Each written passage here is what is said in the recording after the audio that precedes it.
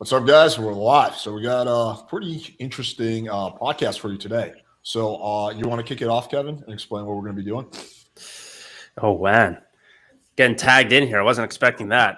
Yeah, sure. I'll do it. Why not? Put me on the spot, bro. Damn, in front of all these Tate fanboys, I'm scared they're going to find me, kill me for going after the master. No, so we're just going to look at this as objectively as possible. I mean, you guys already know what we're talking about, I hope, because you clicked on the video. But we're going to be doing a debate analysis. So Alex and I in particular, there's a heavy emphasis on debates on our channel. And obviously, Austin and Avery, they teach socializing, charisma, that type of stuff. So they'll be able to analyze this very well, too. I'd like to also butt in here and tell you that I was a tri-state debate champion in high school. Well, hey, there you go. Perfect. Avery, please tell me you were also a tri-state debate champion. It was actually yes. quad state debate champion. There we go, even better. Damn. Well, I was a quintuple state. I don't even know what's beyond 4. I already just exposed myself. Octopus. Anyhow, octopus. I was the champion octopus debater, especially because I was in Japan and we like octopus over there for a variety of reasons. Explain the concept.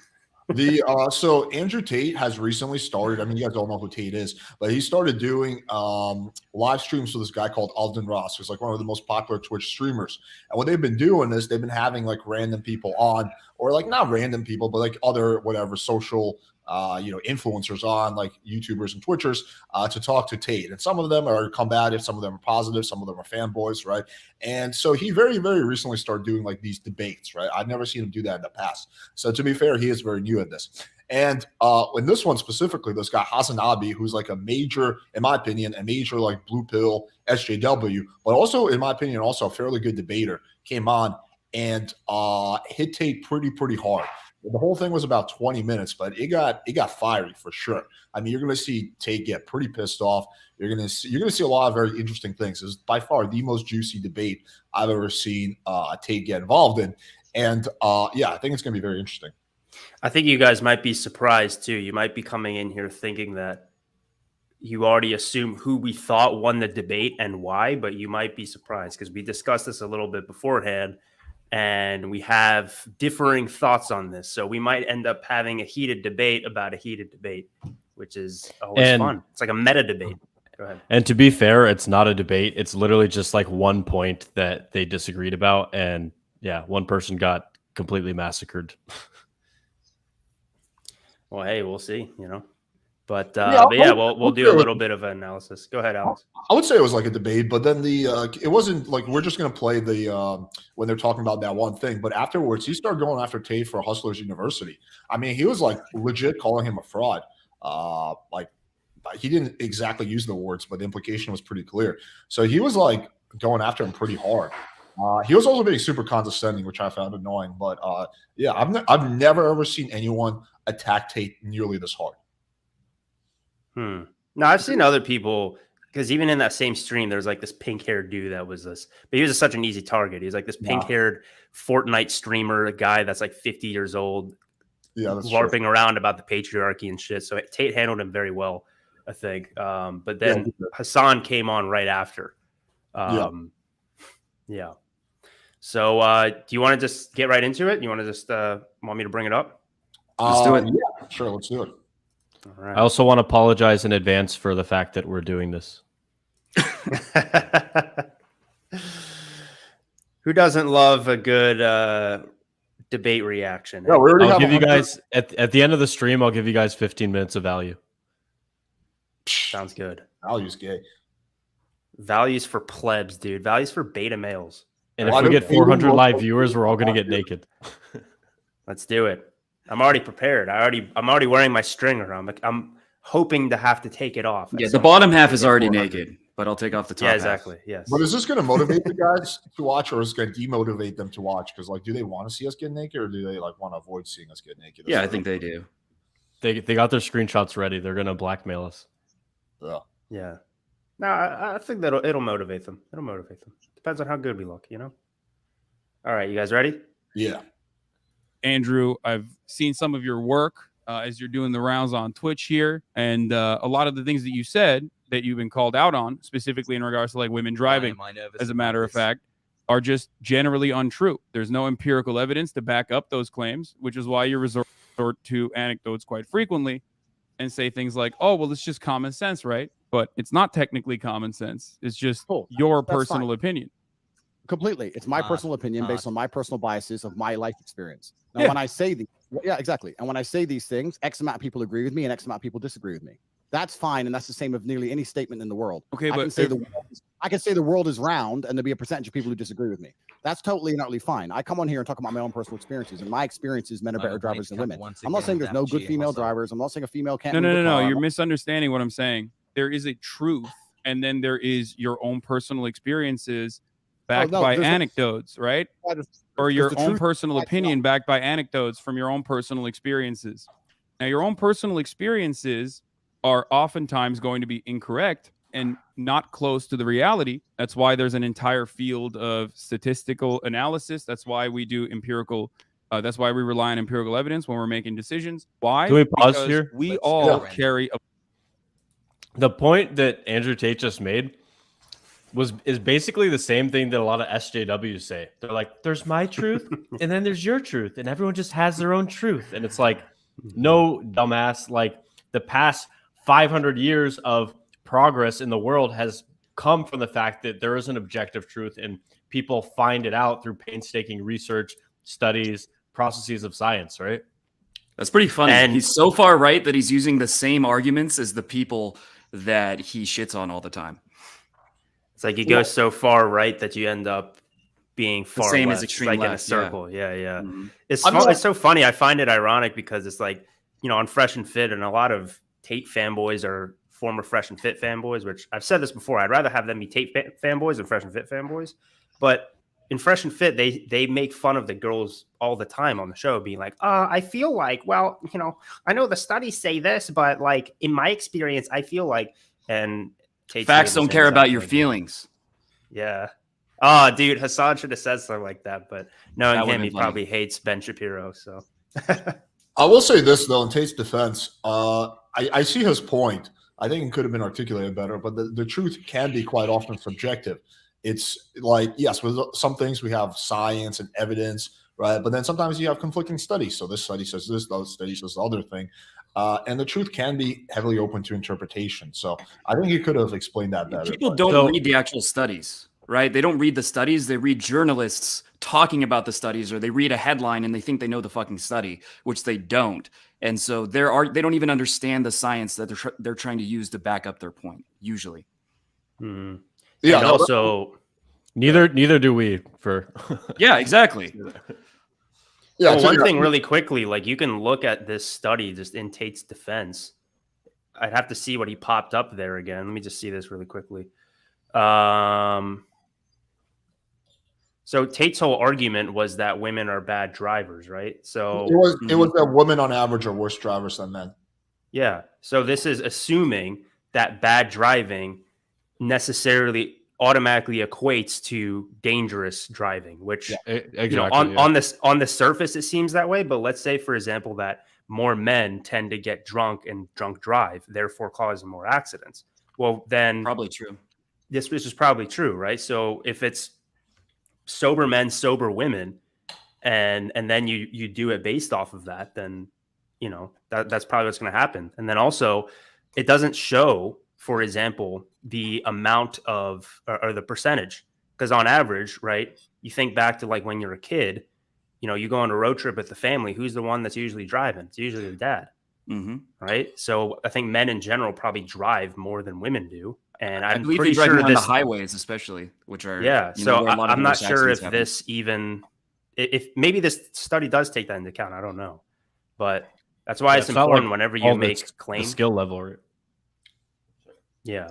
Dude, honestly, he could have just conceded the point and been like, "Oh, you have a study? I don't know." I mean, and then he didn't have to justify it by saying like my truth and your truth. I think literally at some point in this debate, he actually says those words like my truth and your truth. So Here's how he could have won, or at the very least tied for this debate. It's very similar to what you're saying. Then, like, yeah, I will concede that women are safer drivers than men, right? Because they're less likely to get drunk, they're less likely to do stupid shit, they're less likely to engage in street races or to speed or go 100 miles per hour or run a red light. However, that doesn't. I still think men are better drivers because if you look at like NASCAR and all that, it's all men. So men are probably better drivers in terms of their reaction time when push comes to shove or there's like a difficult situation. But they're also more reckless, which makes them less safe.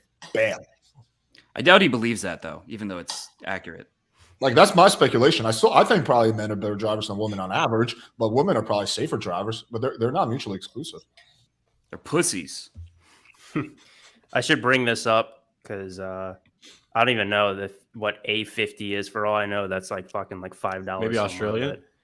Yeah, maybe. He said Hasan looks like he won, but he moved the goalpost. In the first Twitch video, Tate states, "I'm not talking about dangerous driving. I'm talking driving skill, like parking, for example. There's no stats to show who's better at parking." Yeah, men are definitely better at parking. There's no doubt. So Tate should have said that during this debate. But I don't know why he didn't. Maybe he just got flustered, you know. Yeah, men have better spatial reasoning. Yeah, that's a well-proven fact. Bro, listen, which is why when it comes to women driving, it's a funny point because the truth is different. The truth is the exact opposite. No, listen. First things first. There's lies, there's damn lies, and there's statistics. I'm sure you've heard that from Mark Twain. That's the first thing. The second thing is that you're deriving. You can massage, you can massage numbers, but you're deriving your truth from an internet study. That's fine. You can derive your truth from an internet study on a bunch of different things. The truth of life is the truth that you experience as an individual. That is the only truth that we all live within. You live within your truths. I live within my truths because these are the truths I've experienced. He's an SJW. He's an SJW. Certain things happen to you over and over and over and over and over again. But the truth on the internet says it's not true. That doesn't mean that your experiences are any less real. So if you come here and say the internet says X, especially your experiences can be real. You could be a statistical anomaly. Dude, that is literally an SJW statement. Just pretend who just said this here. Pretend it's not Andrew Tate speaking, right? Pretend that you're just listening to the voice of a pink-haired 45-year-old feminist with glasses right now. All right? I'm going to play that again. But the truth on the internet says it's not true. That doesn't mean that your experiences are any less real. So if you come here and say the internet says X, especially your experiences can be real. You could be a statistical anomaly, as a matter of fact. You can be one of those people, but more often than not, I'm going to talk to you because I keep letting you talk and you're finishing your point and I'm trying to talk. So okay, go ahead. I'm going to. The fact that you're going on the internet, finding some study and saying that this is the truth, especially after the age of COVID and all the fucking truth we were told with that garbage, you want to sit here and say, oh, the internet said X. I'm sure the internet did. You pause? I'm talking about my personal experiences and some people agree with me and some people do not. This is called throwing the baby out with the bathwater. It's like there was some stuff with COVID that was incorrect, and then it had to, it was fucked up, obviously. So now let's get rid of science as an entire institution of understanding the world around us. It's like, what are you fucking talking about? Like everything that he's using right now, if he was in charge, wouldn't exist. The microphone made by maybe Sennheiser, some German nerds, wouldn't exist. The computer, the networks, the fucking silicone that the thing is made out of next to him, like the housing stuff, the insulation, everything that's around him that's supporting him right now in this very moment as he's criticizing science in general is what he's using. It's kind of funny. Well, I think what Tate is trying to do, he's trying to discredit the argument that Hasan has. So that's why he's saying internet study, right? Technically, every study can be found on the internet, but that doesn't make it like less credible just because you can find the internet. But I think what Hasan should have done is should have brought up the evidence hierarchy. Been like, Tate, are you familiar with the evidence hierarchy? Firsthand experiences is at the very bottom and studies are at the very top. So your evidence that you have, which is your personal experience, is way less important and significant and relevant than the evidence that I'm bringing up, assuming my studies are correct. I think that's what I would have done if I was him. He also could have just said what he said and not tried to justify it by saying that there's your truth and my truth. Because if he just said like point blank, it's like, oh, that's not my experience, or like, oh, I don't believe that, whatever. Dude, that's something I would say as a joke. Like, bro, it's just your truth and my truth. That's like, what? Yeah, there's two things that Tate could have done here to like basically redeem the argument. One is to just bite the bullet and be like, "Yeah, dude, it was just my experience. I was just speaking from my experience. Maybe my experience was wrong. That's it. Like, if you just bit the bullet, there's really not much Hasan could do. Yeah, dude, that was just I'm just speaking from my experience, right? Bam. Instead of like justifying it and trying to discredit the data that he hasn't even seen yet, right? Because they haven't like this is post editor, so Hasan put this in here, but it's not like the Tate saw those studies when they were being mentioned. Or the second thing is kind of what I mentioned, which is reframe and be like, yeah, dude, I agree with you. You're right. That women are safer drivers, but doesn't mean that they're better drivers. I was talking about skill. I wasn't talking about safety. That's it. He did that with XQC, but he's not doing that here, which is very weird. I think actually what's happening is he's getting pissed off and frustrated. Yeah. And the reason why is partly because Hasan is just, he has a stronger frame. He's more masculine. He's like less reactive. Like XQC comes across super beta, right? And it's kind of easy to roll over him. But the other thing that's happening is his mic is getting cut off whenever they both talk. So whenever they both talk, he's got a setting or something that's making his mic get cut off so Hasan can talk over him as much as he wants. And I think that's pissing him off. I think it's just like he's getting pissed off about that. I definitely disagree with the fact that Hasan has like is more like whatever, has a stronger frame or whatever. I think Than XQC? Oh, then XQC, yeah, but not stronger than Tate. That's what I'm saying. No, in general, I would say probably not. But compared to XQC, it's like night and day. Oh, yeah. XQC is kind of weak, and he's got that goofy accent where he sounds like he's sucking it. He just talks like a fucking right. You know. But yeah, I think it's more of the fact like you can have like let's say someone you have like I don't know, let's say Kevin is like a level 10 debater. I'm a level 6 debater. But if in this discussion my argument is so much stronger than Kevin's, I could still come out on top, even though he's a better debater than me. So I think he's probably I don't think he's a better debater, but I think he's probably more articulate. But his argument here is pretty weak because it's just based on his personal experiences versus Hasan has some data. So he's going to have to go like 5 levels higher in order to come out on top in this discussion. Well, I think another thing, too, is that you have to keep in mind, especially when you do an open panel like this where random people can come in, these people that are coming in, especially this pink-haired guy that was before Hasan, you know, they're clearly coming in trying to expose Tate about something. So they're going to automatically have some sort of information that they're prepared with that you don't have. And so the worst thing to do is to become extremely reactive to that.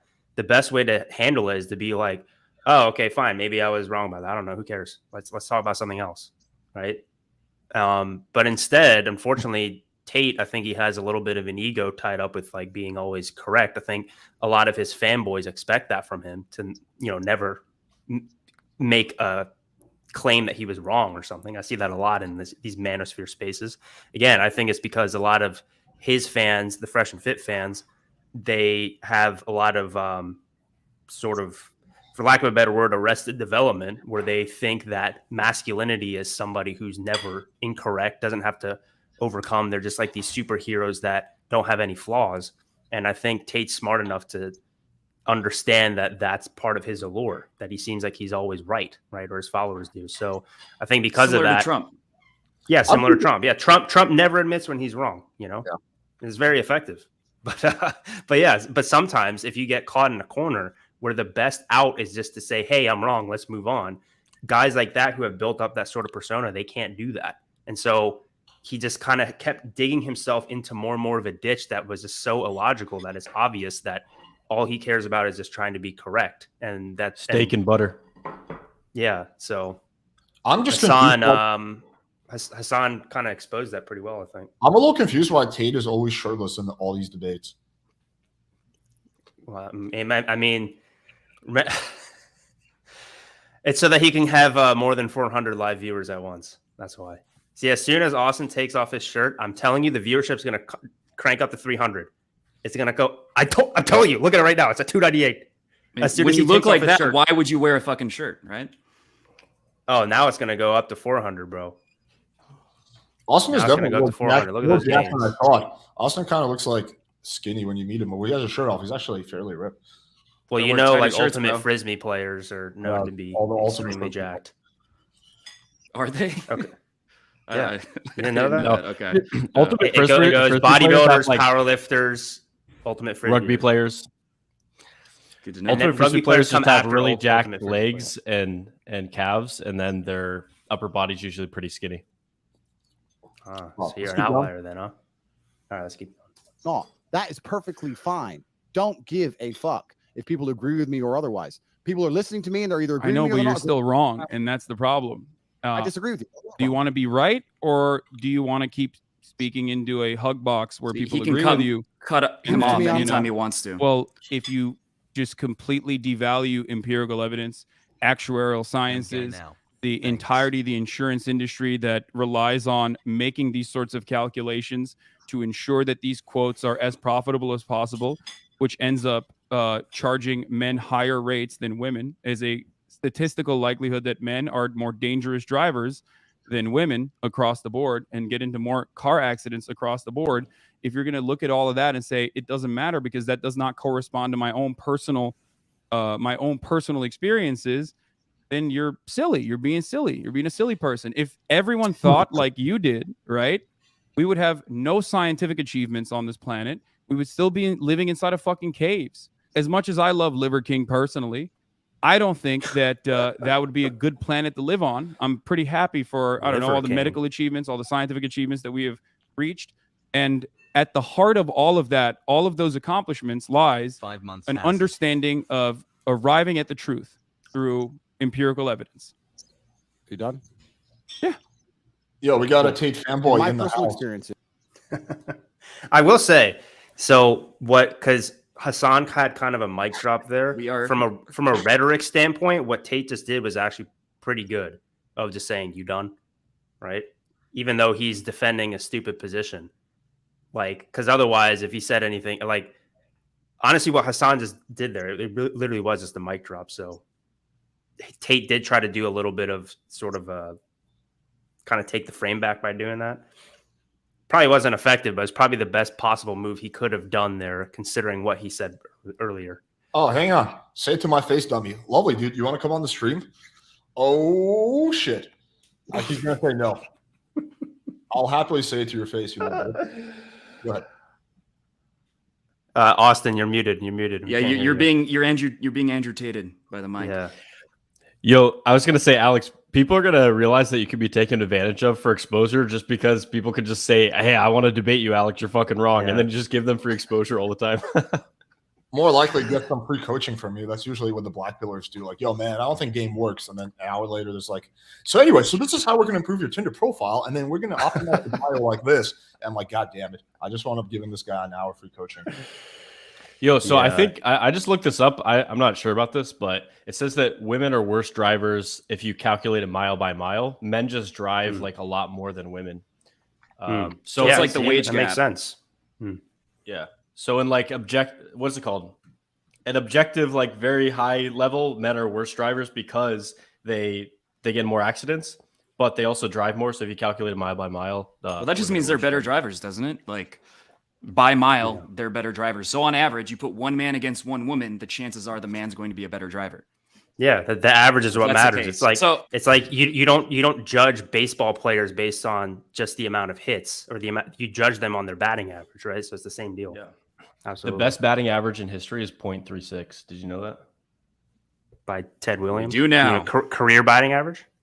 Yeah, it's like 366 hits and 1,000 pitches. It's crazy. Yeah, so it's probably Ted Williams. Because he's I'm not going to talk about baseball here. I love baseball. I used to play in high school. This guy's pretty much correct. Truth be told, we're meant to use empirical data in combination with our personal experience to come to a conclusion. Empirical data isn't always measured properly, and nobody's got time to check. Yep. But that said, imagine if Tate actually, because that's one of the things that you want to do is, you have these certain anecdotal experiences, especially if you say certain statements that are basically falsifiable through empirical evidence, or you have studies that can refute what you say. You want to look into the studies so that stuff like this doesn't happen.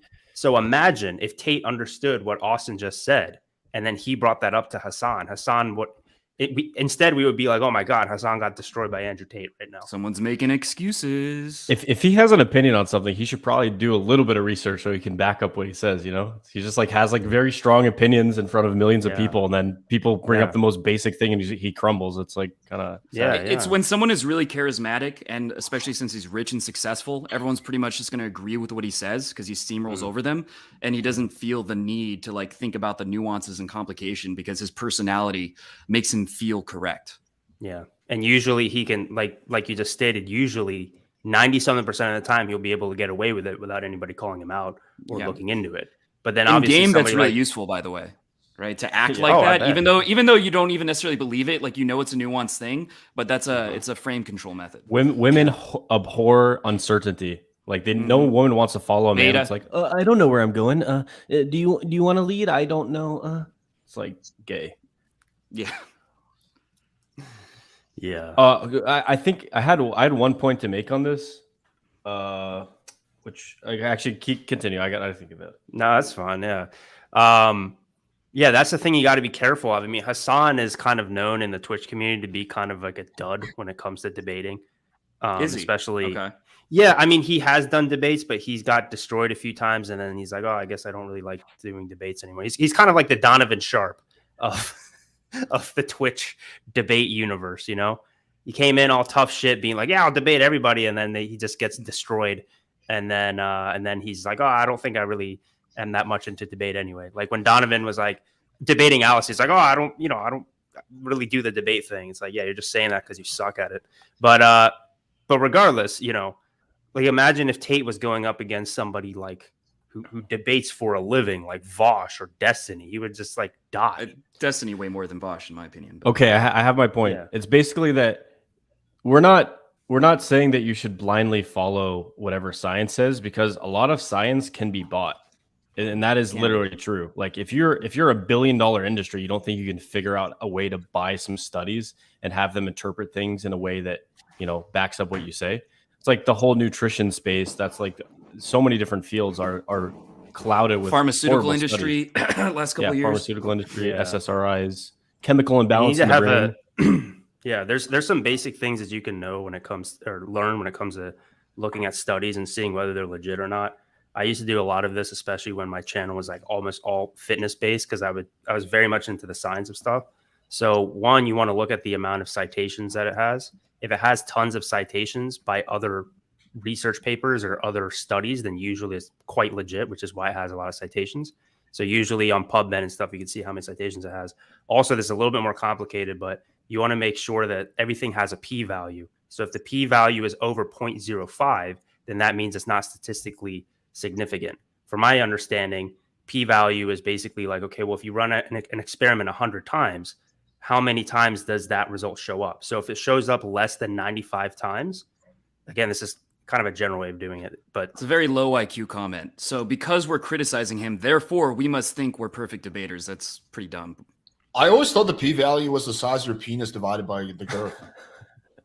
Divided by the girth. Okay, so this question, why is a multimillionaire wasting his time on a pointless debate? So you live in the attention economy. Him being on a stream with other streamers that have millions of followers is directly adding to his business because he gets more exposure.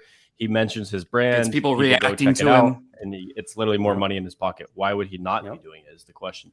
The other thing I do want to give Andrew Tate some props for. He had one other like quasi debate thing with who's that guy that's like, he's really annoying. He's this Jewish guy. XQC? He's got like a pizza review, one bite pizza review. Oh, you're he's talking like always about complaining. Dave Portnoy. Yeah. So he had a debate with Dave Portnoy, and he said that men are smarter than women on average. And he said that men are smarter than women, basically. But then he said there's more dumb men and there's more smart men than women. And that point he actually made is true. At 140 IQ, there's 40 times more men than women. That's why you see like the best chefs in the world, artists, entrepreneurs, inventors, scientists, etc. They're almost exclusively male. It's called the male variance hypothesis, I believe, where basically it says, okay, well, for women with a whole bunch of different things, IQ included, it's pretty even for the most part, as opposed to with men, there's extremes. Like the bell curve is a lot different, right? because Yeah, they're and it's not mostly saying there going to have can't be children. smart women. It's just that there's 40 times more genius level men than there are women. Yeah, and there's Women are like also 40 around the times same more height, retard they're around the same men too, attractiveness more. Men are just more Mhm. varied in general. Austin, Yeah. you don't like Dave Portnoy? I'm actually a big fan of his. Everything I see of him, he's just like being annoying and being like complaining, and like he does nothing to contribute to the vibe of what's happening. He's just like sucking the vibe out of it by like being obnoxious and like kvetching, as they say, right? He's just like, what? I don't. Yeah, It's like so I don't like annoying. Barstool Sports at all because I don't know. Whatever they're doing now, I remember back in the day, it really pissed me off where they would just repost other people's like viral content on their Instagram and they wouldn't even credit them. And that's how they grew their brand. So they grew their brand by stealing other people's content, which, as I'm sure we're all content creators here. You can't help but take that a little bit personally because you know that it's hard work for people to come up with their own shit. Somebody shares it without giving you credit. Those people can fucking rot in the ground and go fuck themselves. So all right, that's so how what's he the grew his conclusion company. of this point? I think one big lesson to take out of this is if you are like legitimately losing something, it's okay to just say, you know what, I was wrong. And if you say that, people respect you so much more. If you're like, you know what, I fucked up, I'm wrong. Now here's the thing though, with Tate's audience, that would make Tate's audience lose respect for him if he concedes in any way, if he bends the knee at any point, because he built his whole entire brand as being like, you know, top Great character. I feel like stuff like this yeah, is kind of how you exactly. Stuff like this. It opens you up to like getting destroyed in like a bigger and bigger sense. Like if people know that that's your weakness, they can just exploit that, right? Mm-hmm. It's kind of like the whole fresh and fit thing in a way, right? It's like, well, I think before making a controversial opinion argument, you should have a coherent idea in your head how you were going to defend it. Every controversial stance I take, I have a rough idea of how I can defend it if I'm challenged on it, right? So I think Tate had no plausible. He never actually gave this any thought. He just, you know, that's one of his many controversial opinions, but he never thought about how he's going to defend it. If you're a public figure and you're doing live streams and debates, you have to have a rough idea of how you're going to defend your points. Yeah, And there's a Like, good my chance he favorite doesn't thing even about think Tate- what he's saying, right? There's a good chance he doesn't even believe it, right? That he was just saying it to get views and to be controversial, and now he's being forced to defend something he doesn't even believe. I think that's also a very high possibility. well, this is how he gets his opinions. He goes to a random number generator, press start, and then wherever that number lands on, that's the position that he takes. So he doesn't. Did you ever see his position on sparkling water? It's the funniest shit ever. Yeah, it's like hilarious. It's Sparkling water Give is for somebody rich sparkling people. water. If you're afraid whenever you of see a video sparkling like water, you're Andrew a beta Tate male. on X, just before you watch the video, think like, what is he gonna say? And half the time you're just gonna be wrong. You think like this is could be one of his sparkling water. What are you, a fucking faggot? You got to drink bubbles in your water. You got to get your little twinkle toes hydrated. But what he says is like, if you can't handle the bubbles, can you go to war with a man who's afraid of bubbles? Yeah. You're afraid of the bubbles? You can't drink it. Tap water comes for free from the government. It's still.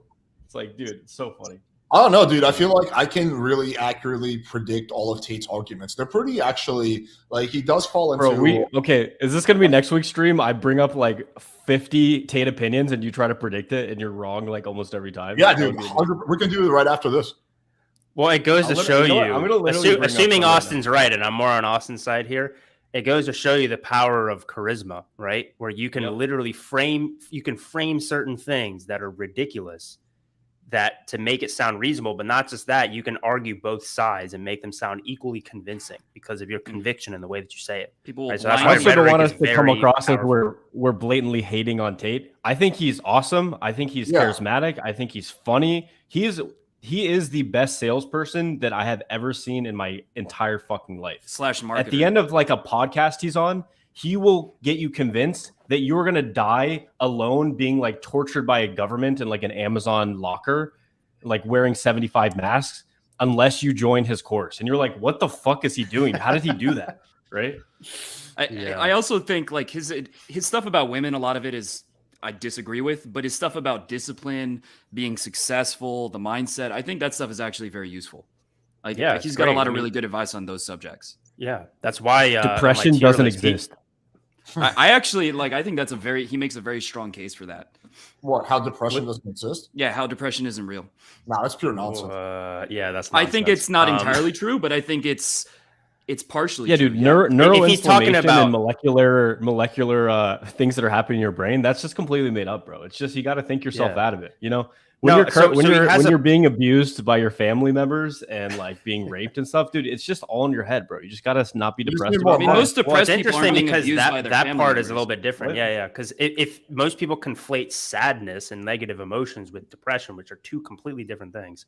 So if he's attacking depression as it's kind of colloquially known, of just being like, "Oh, I'm sad, I'm depressed." No, you're sad, right? You're just being a bitch. It's different than I mean, like, if you have like a hormonal imbalance or you have that's a real thing. Any of the millions of stuff, like you can't just money your way out of it. You can't just be like, I'm gonna get more money. Like I have a shitload of money and I get like fucking that whole argument is very. Like people get it wrong. They assume that depression is entirely a physical thing because your serotonin goes down when you have depression. But what they don't count for the fact is, let's say your parent dies. That is going to cause depression. People who have like major life events tend to get depression after that. And maybe your serotonin goes down because you're not going out. You're not working out. You don't have a good life. You're just in your bed doing nothing. That can change your brain chemicals. And they've shown that like winning tennis games, that increases your testosterone and dopamine and things like that. So your brain chemicals are changed by the way you're living your life and the way you think. And it's not just purely physical. So that's his argument. And I think it's partially true.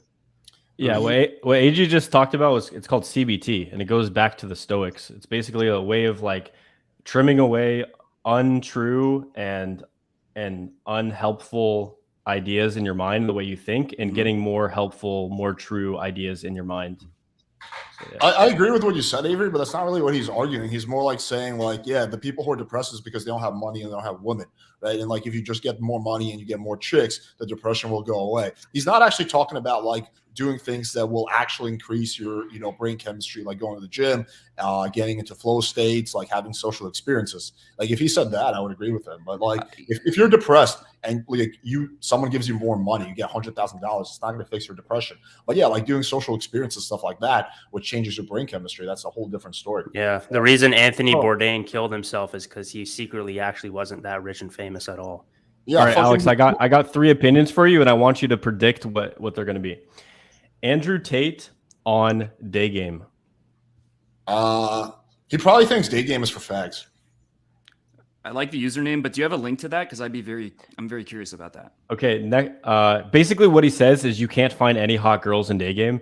I literally have videos of my student approaching girls that won Miss World competition. Like they were the hottest girl in the entire planet one year.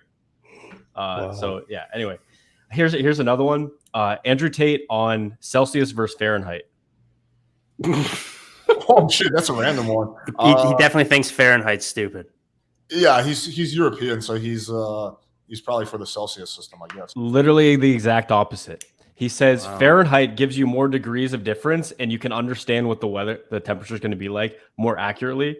So he's full Fahrenheit all the way. Okay, interesting. That just means that he heard Andrew Fahrenheit Tate on more as a kid. learning languages. On learning languages? He thinks it's for stupid. Pussies? Yeah, he. You know what? Why would I have to learn any more languages? I think he's actually probably pro learning languages because he's all about like anti-English only. Dude, this is what I'm talking about. It's like I was definitely he just hits a random number generator to come up with a fucking opinion, and he's like, I'm gonna practice my charisma skills, my fucking game skills to like just back this okay, down. Fair enough. You got me. Yeah, I mean, I guess I was thinking more of like in terms of political stuff, but yeah, okay, fair enough. Yeah, I didn't even know who the fuck even talks about Celsius versus Fahrenheit. I've never even thought about this. Like, let me give my opinion on Celsius versus Fahrenheit. That's what people subscribe for. Oh, how about this? How about looking at your phone first thing in the morning? He probably thinks he's got to be pro that. He's addicted to his phone. Yeah, he's like on the phone is where all the money is. It's where all the pussy is. That's why I spend so much time on my phone. No, he's like, that's why you're plugged into the rest of the world. Like, yeah. So he's like, this is your the connection device to the rest of the world where you build your empire. Like, and you know what's funny is like you could literally see him doing the exact opposite thing where he's just like, if you touch your phone in the fucking morning, you have no discipline. You're a fucking loser. You don't deserve to live.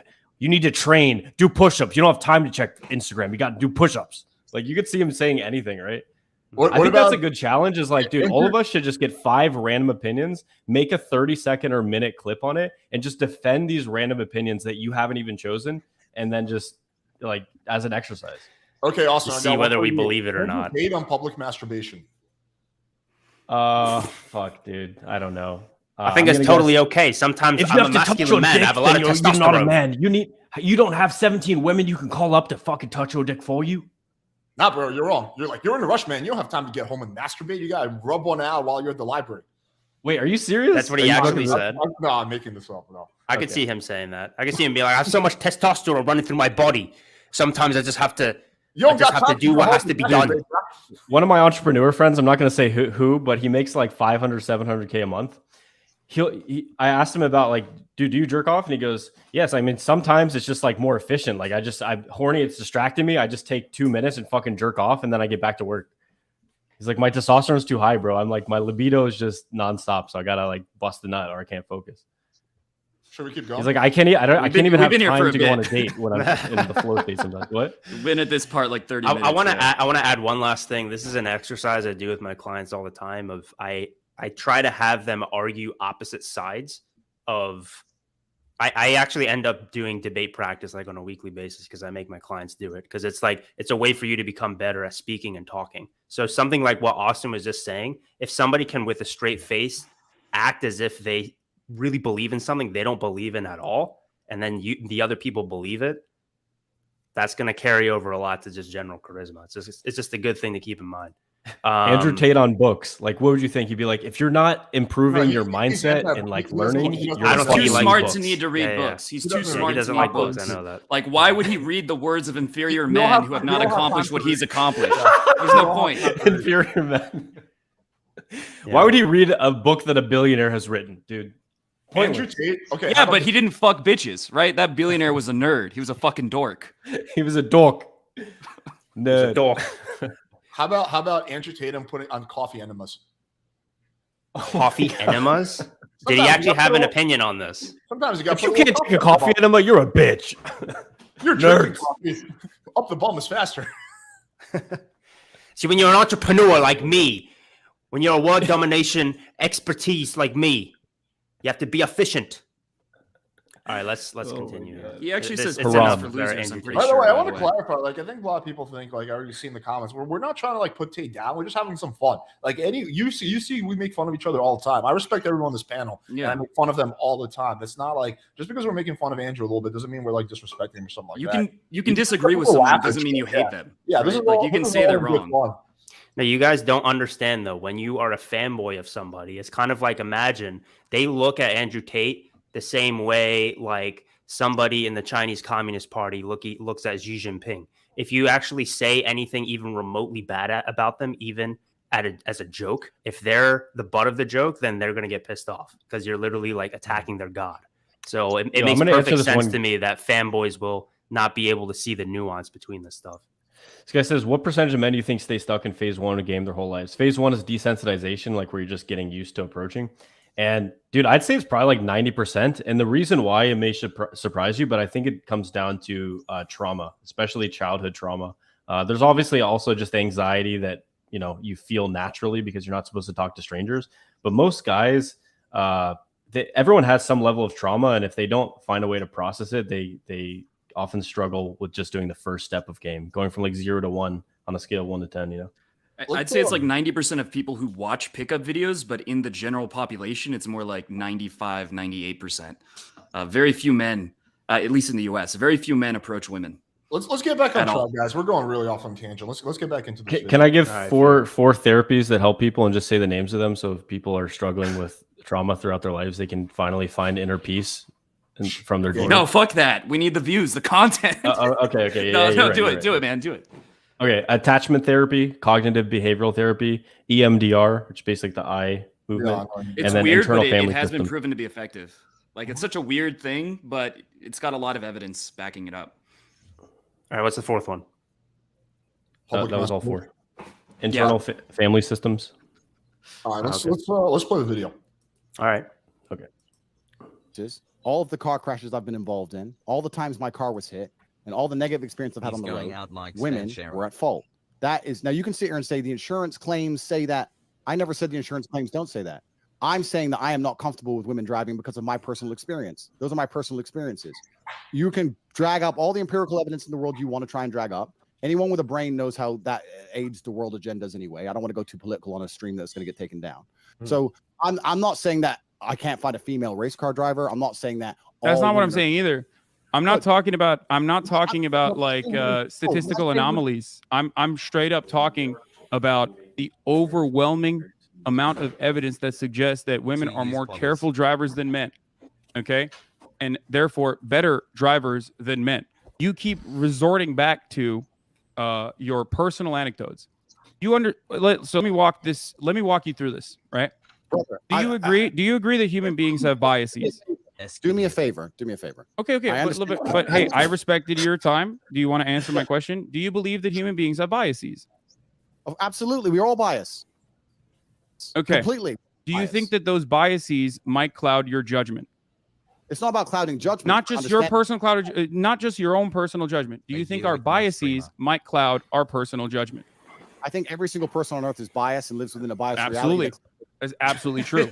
If you agree with me on both of those grift. accounts, you understand that your anecdotes, your own personal accumulation of information is going to be clouded by your own personal biases. So you're not going to be able to assess the information adequately in the same way that empirical evidence would. This is precisely why we look at data rather than make arguments around our... Wait, let me finish. Come on. I understand what you're saying. This is precisely why we do that. We went over the same point like 5 times here. Everyone's saying kick you. You're long-winded the point. You're saying that the empirical evidence is saying X, so it doesn't matter what my personal experience is. That's fine. My point is, let me change it. Let's say that the empirical evidence says that a pit bull is more likely to bite you than a Dalmatian. But in your life experience, every time you went near a Dalmatian, it bit you and a pit bull never did.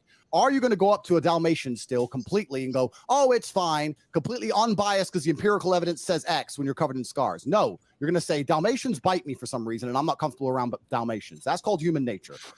Okay, so that's the same argument that women make on behalf of other women, saying that like all men are rapists, for example, right? You can use that same exact logic. Yeah, he's an SJW. So I'm telling you my personal. Yeah, he's literally going full SJW right now. Like literally the cringe things that people make fun of like, oh, SJW's destroyed type shit. He's making the same exact arguments. Well, he's doubling down on his position, basically. That's what's happening. Yeah. And again, like I said before, I think the reason why, I know one of you guys brought up before, the reasonable thing to do would just be to take the L, but that goes against his brand. If he takes on that mindset of accepting an L at any point, he's going to lose fans. The Chad thing to do would have been knowing what these studies were in advance and like having his own position and saying, well, they may be safer on average, or they may be safer in net, but they're not better in terms of skill level. Maybe I don't know. But inevitably, that's always going to happen. Sometimes you gotta lose the battle to win the war. Like that's a good point. He could have ended this whole discussion about the woman driving in 1 minute and then went on a counteroffensive. But yeah, let's keep going. Yeah, you live by the sword, you die by the sword. So you get a lot of, because a lot of people might be saying, okay, well, why would Tate do this in the first place? It gets you a lot of fans when you speak in very black and white statements. You're super opinionated, speak with no nuance. Like Avery brought up. Resonates emotionally. Exactly. Somebody like Donald Trump, and this is coming from somebody who I kind of like Donald Trump. I voted for him. And I will again if he runs again. but I guess so, man. But he's very effective in that rhetoric. Like I like Trump despite that, but most people who just want to fanboy for somebody, they like Trump because of that. You know what I mean? Imagine wanting a leader to rule you. Yeah. But it's very much a sheep mentality. But the issue is when he argues like that, there's a lot of benefits, but then also, live by the sword, die by the sword. Also, if somebody knows how to use that against you, you just look like a fucking idiot, like he is here, fortunately. So there's benefits and drawbacks to that strategy. Point. Empirical evidence says X. Women in this country can do X. I completely get that. For secondly, it's also country because you're only talking about America because you're American and you don't see outside of the world. That's fine. I'm Turkish, actually. I grew up in Turkey. Big L there. That's not the Yeah, point. very big That's L. not the point I'm making. What do you mean The that's point not I'm the making is I'm point? uncomfortable with women driving. That's not. What do you mean that's not the Oh, point? You man. literally just said the whole point is you're American, so your opinions are irrelevant. You know, it's then funny, he says, "Oh, I'm Turkish." I'm like, "Oh, that's not the point." There's a clip where a woman assumes that he's white and she's making a point how you don't understand black people. And Yeah, then he, is like, by the way, I'm black, motherfucker. I'm half black. And this is literally the exact opposite thing happening to him. Yeah, it's just you don't want to assume. Like, here, They lost. yeah, here's the funny part of it. Like the whole thing of like, oh, did you just assume my gender? Assume my. You don't want to assume anything about the other person because then they can just make you look retarded, right? Especially if you form an argument based off of them having a certain identity and you get that identity wrong just by looking at them, and you just look like an idiot. Well, that I'm goes into surprised why he's making all I these should prepare and do your mistakes. research. Yeah. That's why I always like before the debate I do research. But okay, let's keep going. Mm-hmm. And if you actually ask most women, if it gets late at night or it starts getting dark or it starts raining heavily or the parking gets difficult, they usually ask the man to drive themselves. I know many women who do That's that. true, They're not in my offended by experience. my assumption. I know loads of women who go, oh, I don't want to park. You park it. Loads. There's not a bad thing about it. Who gives a shit, right? It's not even a big deal. You've come on here deciding you really want to stick up for the chicks and maybe, one of them will drive over to your house. It's cool. We've got better things I don't to think talk about. look, about let's be this. real. I don't think I need to be a male feminist to be able to attract women. Okay. However, having know said you are. that, Hassan's known to be like the Chad of Twitch too. So Yeah, he gets bitches for sure. Yeah, he definitely gets bitches. He gets a lot of hoes. Like Well, he's even like Tate banged was like famous porn stars and stuff. So it's just a weird thing for Tate again to just assume that like yeah, I don't know. It's just such a bad it's kind of disappointing. I'm like, dude, this is like such fundamental shit. When you're having a debate, you don't assume other things about the other person that can be immediately falsified. Well, You know, yeah, it's just really it's- bad strategy. It's bad faith to attribute negative motives to someone that you don't know, right? So you're like, oh, you're only disagreeing with me because you're XXX when you don't know that, right? So that's like the pinnacle of bad faith debating. And it's a gamble and it won't pay off if you're proven wrong. Like, no, dude, like I actually, fuck porn stars, right? It's like, damn, like fuck, what are you gonna do next? It's a gamble that logically doesn't make any sense because it's kind of like it's like if you roll dice and you just roll one 6-sided die and you're betting that it doesn't roll on a 6 and you'll probably be correct, but if you roll the dice enough, eventually it's going to be a 6. So if you're going around doing debates like this all the time, okay, maybe 5 out of 6 times you're able to get the guy, but 1 out of those 6 times you're going to get owned. It's just not even worth doing. This guy's comments. This guy's like raging. He's raging. Like, so hard. yeah, anyone can get Mia Malkova, bro, for sure. Shall we keep going? Yep. having said that, that was a funny implication. Having said that, you are failing to recognize what I am trying to say. I walked you through these steps slowly but surely. The thing is, the Dalmatian example that you gave is great because you are creating now a hypothetical scenario in which you want your opponent to concede. I can do the exact same thing and say, well, in my personal experience, Dalmatians never bite or pit bulls never bite, whichever one you thought was the more aggressive breed, right? In my personal experience, what if in a million times that I have bred pit bulls or been around pit bulls, not a single one of them has ever been aggressive? We will never be able to arrive at a meaningful solution or a resolution to this conversation if we're both operating on personal anecdotes and hypotheticals. That is not how you can conduct an appropriate debate. Yeah, kind of wrecked him now there. you're saying the thing I just said. I have my own biases, my personal experiences, and I say them. Some people disagree and some people agree, and I don't care. You now come along. But you're still wrong, though, because I'm not operating on biases when I talk about women driving. I'm talking about the empirical evidence. I might have personally thought women are worse at driving than men as well. But once you arrive at, once you look at the evidence and you realize that said evidence suggests something else, you're probably not going to continue believing the prior thing that you believed, right? We went over the same point like 5 times, and I think we're just I know, but it's just weird because I can't I can't break through Andrew's. I understand your point. You're saying that even if I thought here. we're losing the girl. No, exactly. I want to talk to her. And when shit gets too logical, even if I thought women were worse drivers, girls get the fuck out. Yeah, when things get logical, girls leave. They can't handle it. It hurts their brains. Comment. It hurts their brains. This is something that that would have been perfectly aligned with Tate's branding, his image, and everything, and would have been a perfect retort. because you can't prove it. So he said those studies could be flawed because I know many guys that will take the blame in an accident for a hot ass girl. Tate could have just said something like that, and he could have flipped it on his table because you basically make a claim that can't be supported. But in his also defense, he kinda said makes it's late sense at in a night way. there. He said it's late at night there, so it's probably not in his peak form right now, right? No, he seems Like, like, I'm a man not- If you're the doesn't top wanna G, be G, having if this you're the top G, conversation. it shouldn't matter. If you're the He top doesn't G, it want to be shouldn't having matter. this conversation. He's Damn, frustrated. dude, that is a good that is something he would probably say. Yeah, I'm the top G. I could be running off of 0 hours of sleep for the past 72 hours. It doesn't matter. I'm dominating the world. Yeah. You're a brokey because you sleep too much. 3 Oh, hours he said is he all you quit need. sleeping, actually. No, he said, I stopped sleeping. I don't need sleep anymore. I decided, fuck Okay, sleep. AG, I don't you're need making it. this Did he shit up. actually say that? No, he actually said, I sleep like 2 hours a night. You know what this 100%. is like? Perfect. You know what So Poe's there's no law excuse is? then. Do you know what No, I Poe's law don't. is, Kevin? It's like when people make an I've heard argument, of it, but it's yeah. like so close to like parody that you don't know if it's a parody or like the real thing. This is what it's Which become. makes it interesting.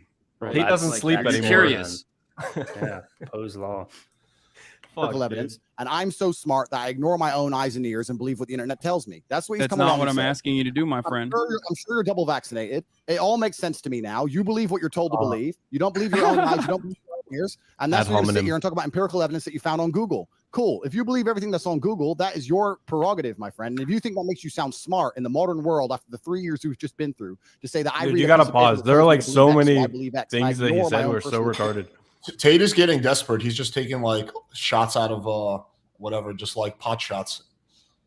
Yeah, ad hominem, and then like if you believe anything you read on Google, this is like a thing that's specific to the argument that they're having, which is like the fucking chicks being safer drivers.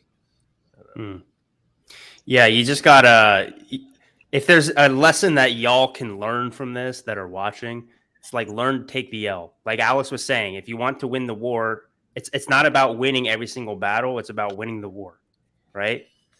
It's like Alex, you're gonna love me for this. It's like in Game of Thrones, the Lannisters against the Starks. The Lannisters, I'm pretty sure, lost like almost every single battle, but they ended up outlasting the Starks and winning the war. So, This thing on the screen is So- pretty true, actually. yeah, so if you look up the Google red pretty pill, you know nice. what comes up?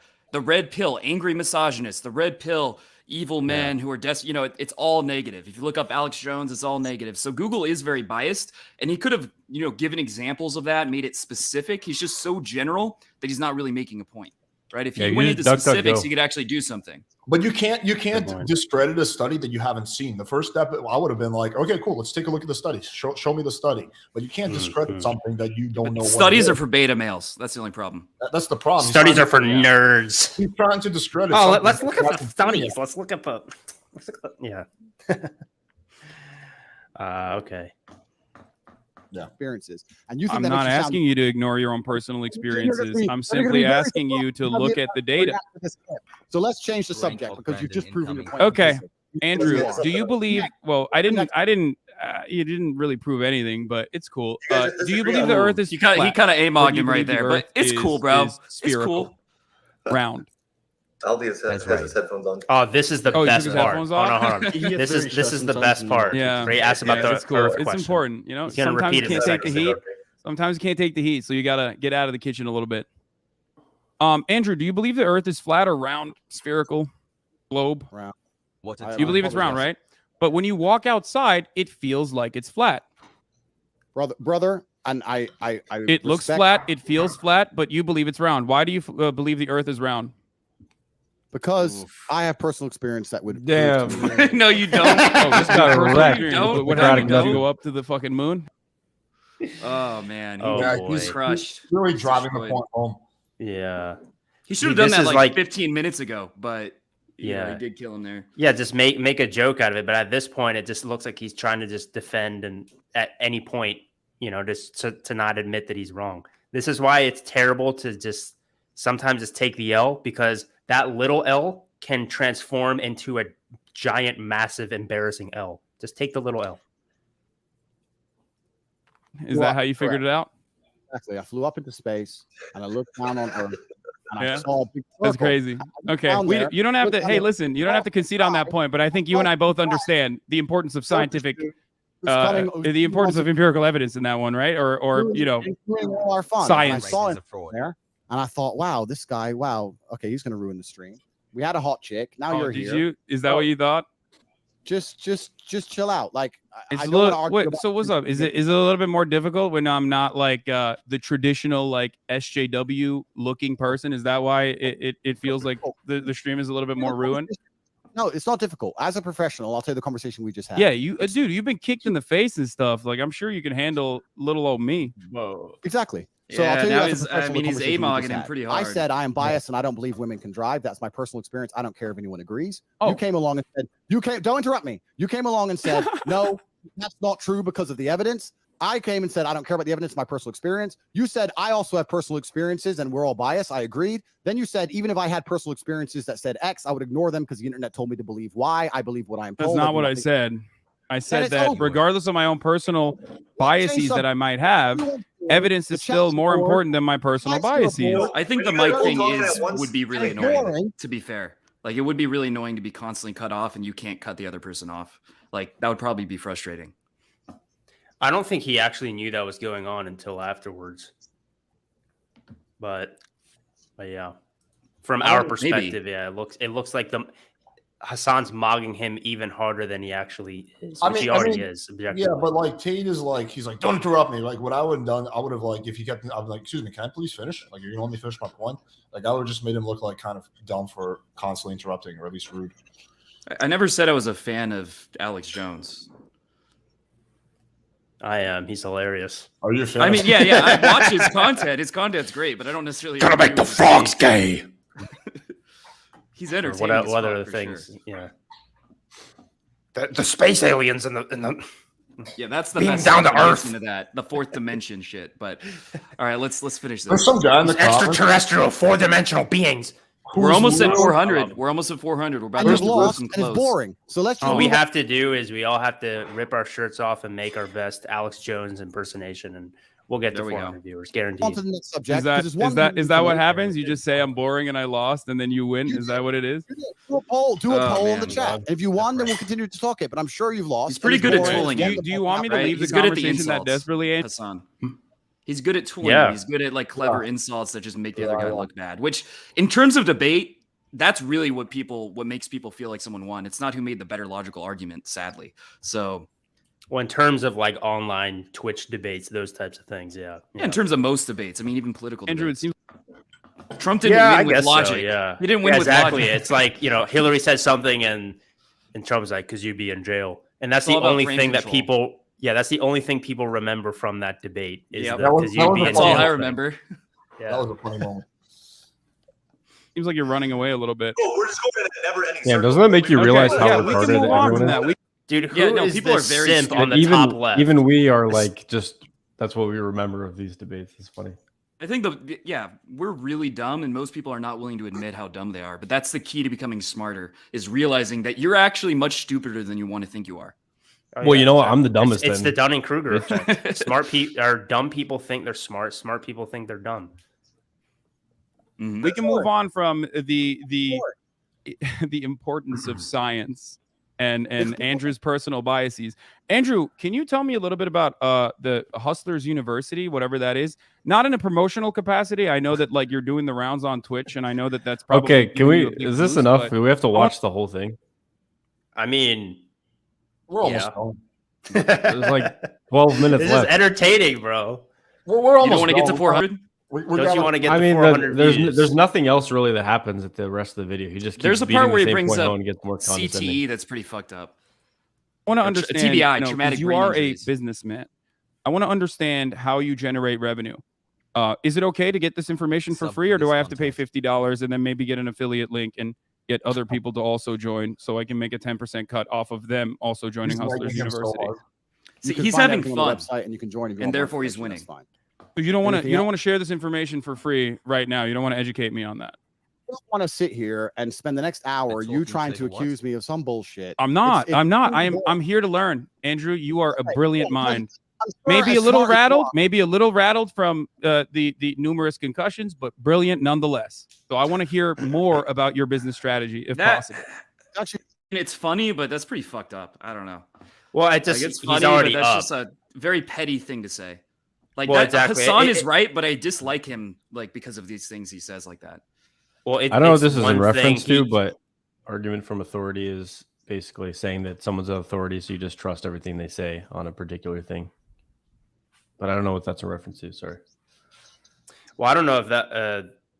Yeah. Well, I mean, we were just talking about the whole because the implication is Andrew Tate got kicked in the head a lot because of kickboxing and stuff. Yeah, just from an optic standpoint, if you're already up, there's no need to like take a high risk move like that because that's one thing that people. This is the story of my life on this podcast.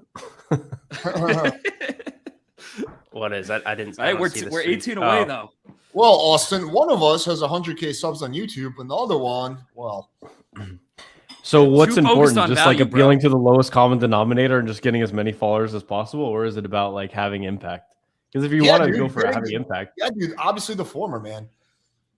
You're still thinking about it. It's all about clout, bro. Dude, it's 2022, man. No one cares about impact. Yeah, you're probably right. It's quite interesting that people who are too scared to get in the ring try and make fun of people who have bravery to try and make fun of. No, each I other. do think it's very brave. I do think it's very brave. Oh, all right, so let's not detract the bravery of men who do things you're afraid to do. That's the first thing. The No. second thing- You are absolutely incredibly brave. You still might have CTE, but you are incredibly brave. I appreciate it. I mean, whatever, it's fine.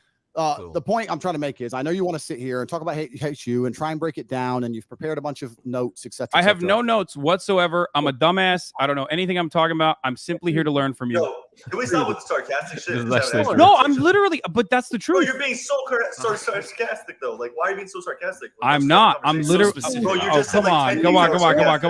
I'm asking questions. 396. We're almost at 400. 397. He's being It's sardonic. pretty clear that I was the better Hasan. So yeah, that's agreed. I agree with that one. If you could just get out the call, maybe it would fix the stream. I think so. If you guys would.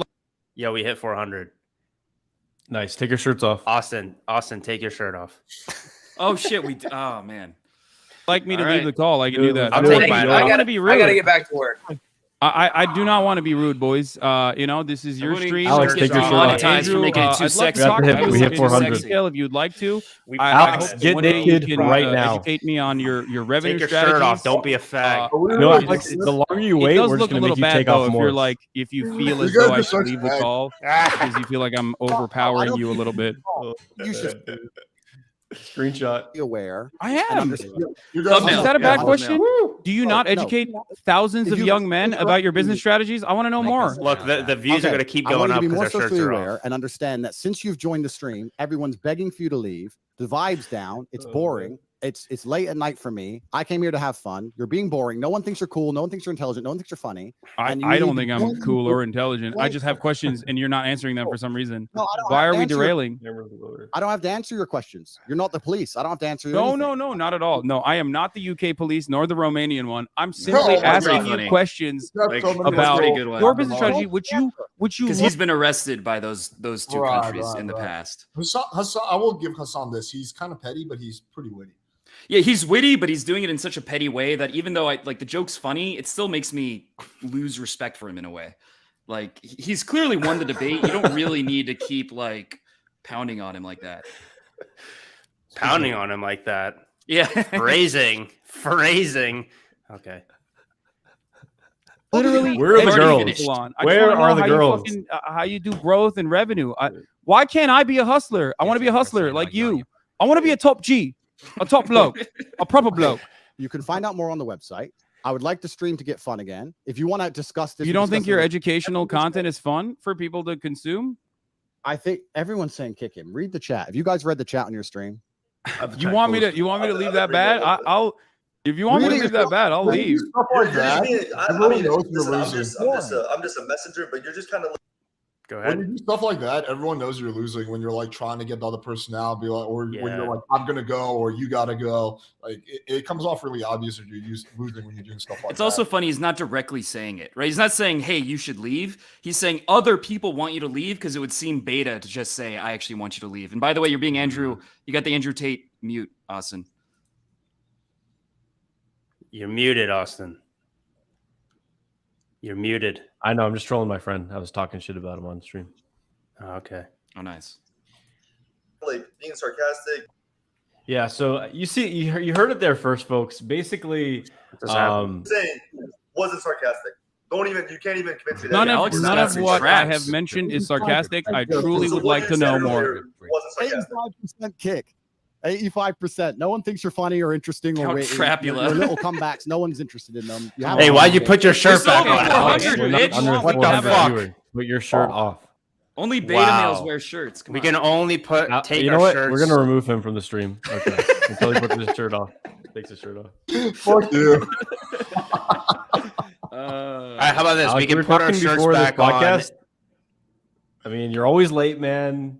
You're like leeching off of us for views. Clearly. Exactly, bro. Clearly. If it We're gets replacing under with Coach 400, we Whitehill. can put our shirts back off. Shirts back on again. All right, everyone. Now that we're gonna actually everyone talk leave about the useful stream. stuff, it's gonna go below 400. Okay, here we go. Here we go. Okay, good. All right, whoops. This one. There we go. Okay. We can have a Oh, it's below conversation 400. again. Fuck. We can have a conversation again in the future if you'd like. If you're brave enough, I guess. HU has an affiliate program for some people if they want to affiliate, like everything else in the world. We have over 100,000 students making more than they invest each month. If they didn't make more than they Wait, what was? Let me see. What was the graph that he just put up there? Oh, I don't know. I guess Hustler. I guess that's like the actual Hustlers University. Yeah. we have over 100,000 students making more than they invest each month. If they didn't make more than they invest, they wouldn't sign up. One of the most successful online They education wouldn't sign up. That makes no Is sense. Is it, are there multiple You layers? sign up, you don't know you're making more than you invested. If you want to join and have That's true. more information, it's all on corporatate.com. You can find I it signed yourself. up on my You're credit too card. cheap Now to I'm pay $50, deeply in debt. and you're broke. Nobody gives a shit what you think anyway. You've ruined the stream. Everyone wants you out of it. So either change tune and get with the program and be fun, or keep sitting here and talking sarcastic and really slowly and repeating yourself and talking about how you only believe what you see on the internet because no one really gives a fuck and it's boring. So let's move on to something fun. Let's get the tempo up. I've just told you about HU. We do have an affiliate program. You can find out more on corporatate.com. Yeah. It is. So, okay. So it is a multi-level marketing scheme. Got it. I just wanted to figure out if it was truly a pyramid scheme. It would be inappropriate of me to assume that it's a pyramid scheme without having you explain it in such There actually terms. is something But thank related you. to game All right, here. whatever. In a way. I'm going to try to make it relevant. All right, explain it. Are you Andrew talking is about the clearly- affiliate method for getting girls? Yeah, that you got to sign up to my affiliate program, and then I get half the girls. No, what he's doing is he's in a bad mood. Andrew Tate's in a bad mood. He's not in state, if you will. And because he's in a bad mood, he's not as good with language as he usually is. He's not as clever, funny, or charismatic as he usually is. If you watch his debate with XQC, he explained things much better. Like he did a better job at debating because for whatever reason, he was in a better mood. Hasan is feeling it. He's in the zone. He's crushing it. And so he's being more clever, witty, etc. And it just shows how like your state really makes a difference between how you do everything. It has to do with winning and losing. When he was debating XQC, he felt like he's winning, so his brain was releasing more neurochemicals, and he was more charismatic and charming and dominant. Versus now, his brain knows that he's losing, right? So he's going into fight or flight, right? And he's taking like these like little pot shots and like just like grasping at straws, basically. That's fine. It is fine. The same thing He's happens been with attacking sports. him and then trying to get out of it. Serotonin, lobsters, Jordan Peterson. Jordan Peterson. It all goes back to the lobster. It's all That's lobsters. the secret, guys. Lobster gang. Yo, guys, petition to have Austin Summers debate Andrew Tate. Somebody Yeah, said drop that a one in the while chat ago. if you want to make it happen. Actually, why don't you DM Andrew Tate? Actually, comment on all of his photos. Comment on 27 photos per person, and I'll do it. And all of his affiliate TikTok accounts. Oh, so I was going to Whatever talk you about guys the want. affiliate method for getting girls. Basically, this is something that, man, I don't want to say his name, but basically, David Bond. Yeah. well, I was just where I he was got just- it. affiliate where he method. got it from. Where he Affiliate got it method from with is- girls. It sounds like David Bond would do something. Yeah, he mentioned it on my podcast. I guess I could I mention it? It just sounds weird. Basically, the guy, his name's Jeffrey Epstein, and he had an affiliate method for girls. They That's were a good all way to underage. start That it. was the downside. However, you can learn things from bad people, right? Like you can learn how to speak from Hitler, for example. Like he's a bad person, but you could learn like speech or whatever, getting your energy right or whatever, taking meth before you speak. But anyway, so he did the affiliate method. It was like $200 you come for a massage, or if you get a new friend, if you bring a friend, I'll pay you $200 just for bringing her, so they don't have to even do the massage. So basically, the same method could be applied to getting like of age girls, right? And that's kind of what David Bond's been doing. Like he'll have like a kind of like a pussy coordinator. Everyone's heard about that, right? In LA, they have pussy coordinators. But basically, yeah, he goes to these like, and he'll pay them like, hey, if you introduce me to a girl and we end up like hanging out together, I'll give you $20 for the introduction. So yeah. You have like a system of girls that are close to you that are introducing you to new girls, which is kind of good. I look forward to watching your CNN interview where so basically what you're saying is affiliates are part of like every type of business in the world. It's just like where David Bond he like got the inspiration from. Yeah, I even have a system. I have like a few assistants who I outsource my texting to, and every time they give me a qualified date, it's $50, and if I bang the girl, I get an extra 25, so 75. Nice. And then they're motivated to set up dates for me. Yeah, and what Andrew Tate is doing is not multi-level marketing, like because there's only 2 levels. Yeah, it's basically him and the affiliates, and like affiliate marketing exists for basically everything, like a lot of products out there and blah blah blah. So. Well, the only way you can get the affiliate link is to sign up for the course. So that is, that is a little bit more like MLM. It is MLM-esque, yeah. But that's not necessarily. But it teaches other methods for making money too. That's not the only one. It's got like 18. Clarify. MLM is often associated with scams and frauds, but not everything that's MLM is a bad product. There's some really great products which are run by MLMs, right? I know personally like several really awesome products which are like top-notch stuff.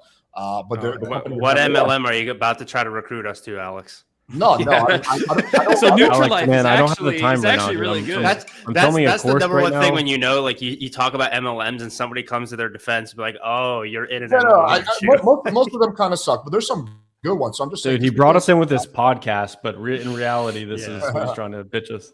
No, I'm just saying, just because Hustlers University is MLM doesn't necessarily mean it's like a scam thing, right? Those two things can be mutually exclusive.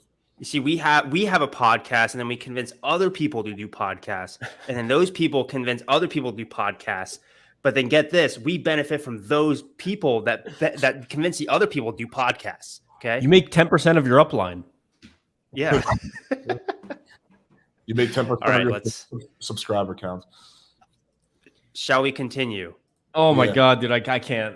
We're almost done. I mean, I'm cool with calling. We're almost done. You want to call it? It's up to you guys, but I think we've got. I just don't want to listen to this. 7 minutes is a lot. 7 minutes is a lot. Talking shit. Okay. At this point, so I guess we'll just do the. Should we have random people come on and defend Andrew Tate? Yeah, I think that'll be arguing with Andrew Tate fanboys. That could be fun. I think that'll be very interesting. I mean, it'd be 1 versus 4, which isn't very fair because honestly, they'll probably lose. How about this? People any of us anyway. post a comment in quotes. And it's just like any word, and then we'll take an Andrew Tate position on it. So for example, kale smoothies or like camels or whatever. Just put that, whatever comes to your head in quotes, and we'll make an Andrew Tate rant based on it. No, dude, this is an Andrew Tate reaction channel. We're part of, we're going to pitch Hustlers University from now on. Yeah. Click the link below to get your copy. Isn't it crazy how marketing works? Even if we're not like supporting him or... We're not even like supporting or critiquing him. We're just like generally talking about him. That's getting him marketing. Mm-hmm. Okay, That's wait, marketing. we got a bunch. Austin not posting on YouTube. Let's take a position on that one. This guy Austin is a faggot. He does not post on YouTube, and that's why he's not serious about growing his channel growth. And I'm pretty sure he doesn't even have time to put coffee up his bum. The thing is that when you're a high value male, when you're a dominant man, you don't need to post YouTube videos. People will post YouTube videos for you. So that's if you don't give your woman a rim job, is that really your woman? You haven't even claimed her properly. That's your property. Yeah, you guys are much better with the accent than I am. Clearly our accents are looks maxing. A bunch of dorks. Just be 6'3" like me. Wait, how about this one? Kissing your homies goodnight. See, if you're actually toxically masculine, you have so much masculinity that it overflows and you just have to share it with your brothers. Okay? That's not gay. Bros before hoes. This is how you build the loyalty. This is fun. Abortion. Yeah, bro jobs, baby. Bro jobs. Haram.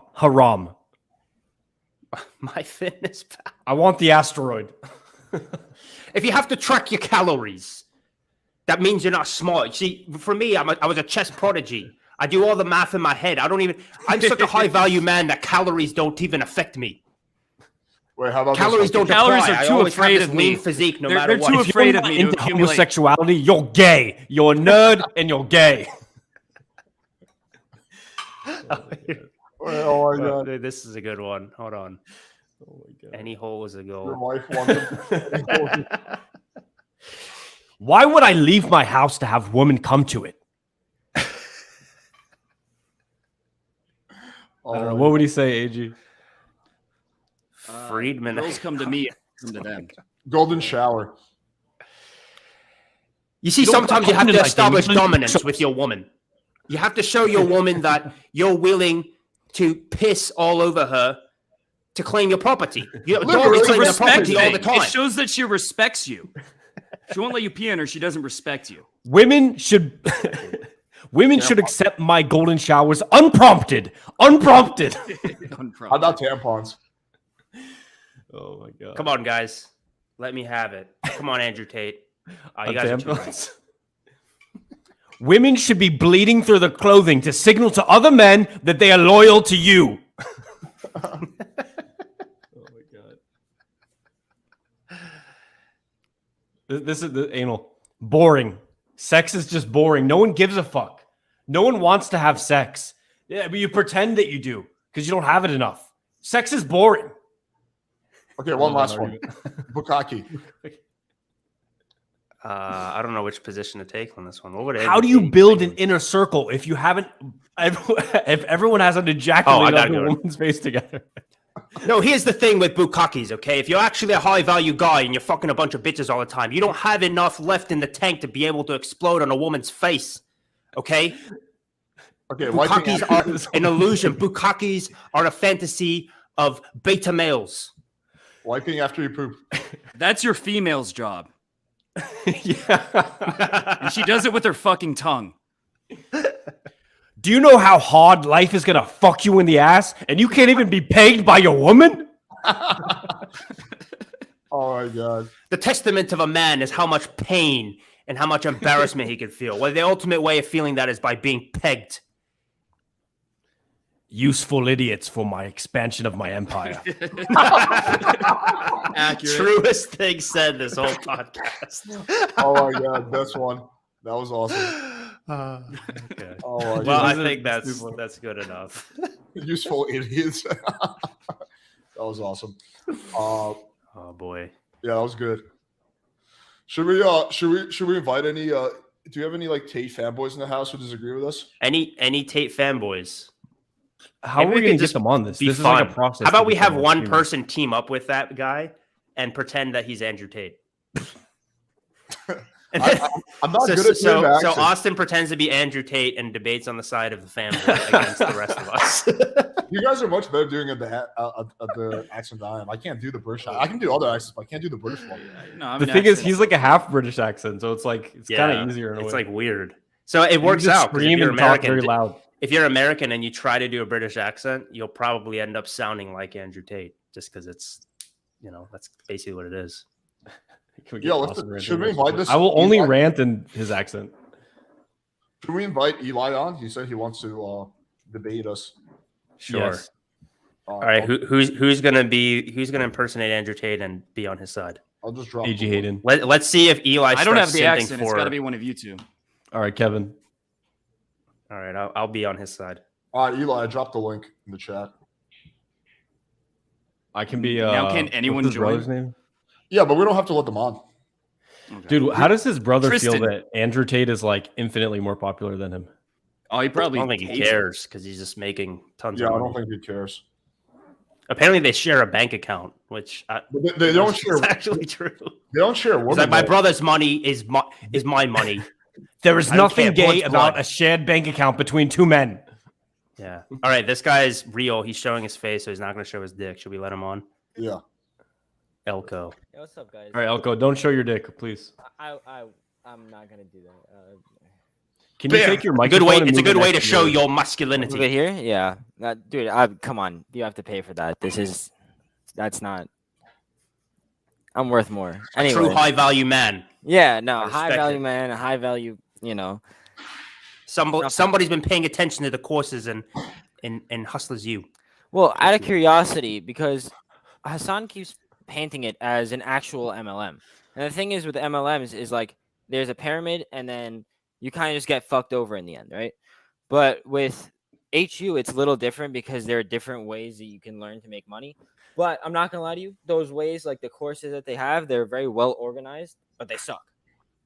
Like you could do the same How do they thing. suck? They're not very like the crypto one, right? They have like a crypto course and where you just follow the signals. Like it's not the best, you know? You've gone through the courses yourself, right? Yes, I actually have. I left right after. I was just very, very curious. I had a weekend to myself. I'm like, fuck it. You know, this guy's crazy. Let's see what he's up to. He says crazy shit.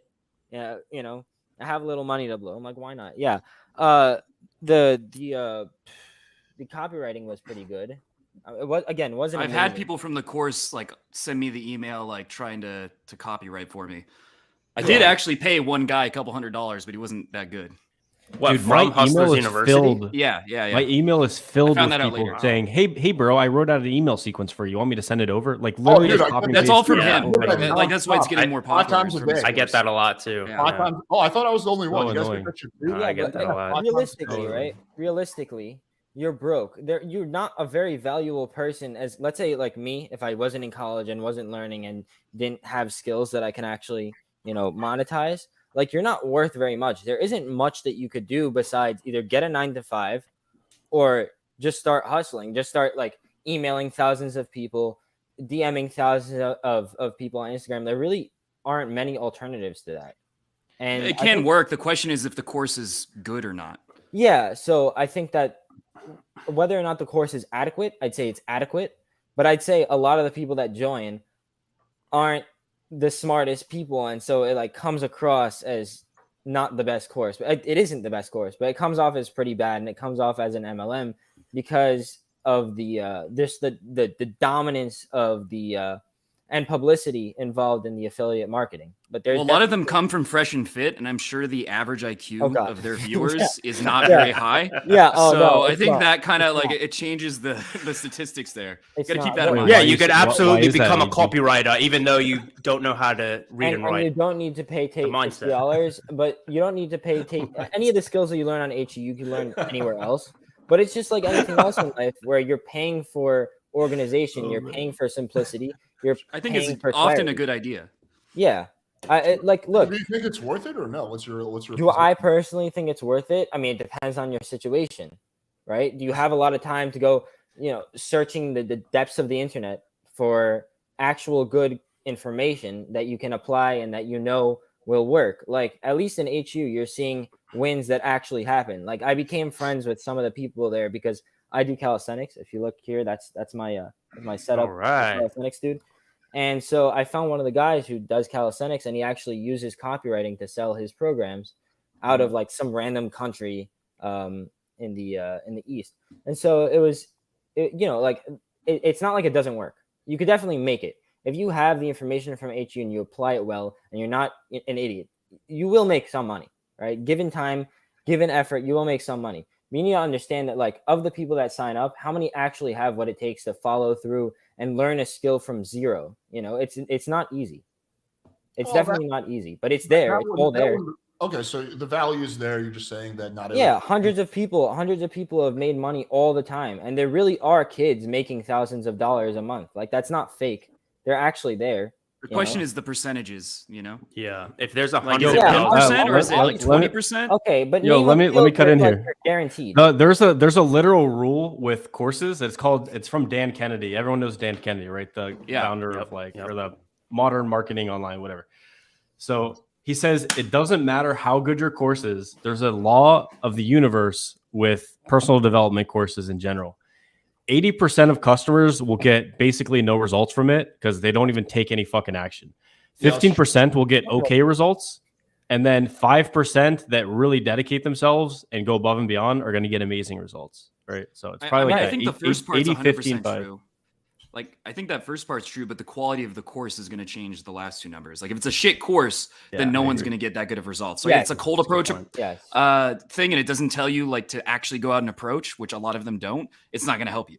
But I think what Eli I think what Eli's saying is the course is good. It's just kind of hard, and not a lot of people are going to take the initiative to apply it.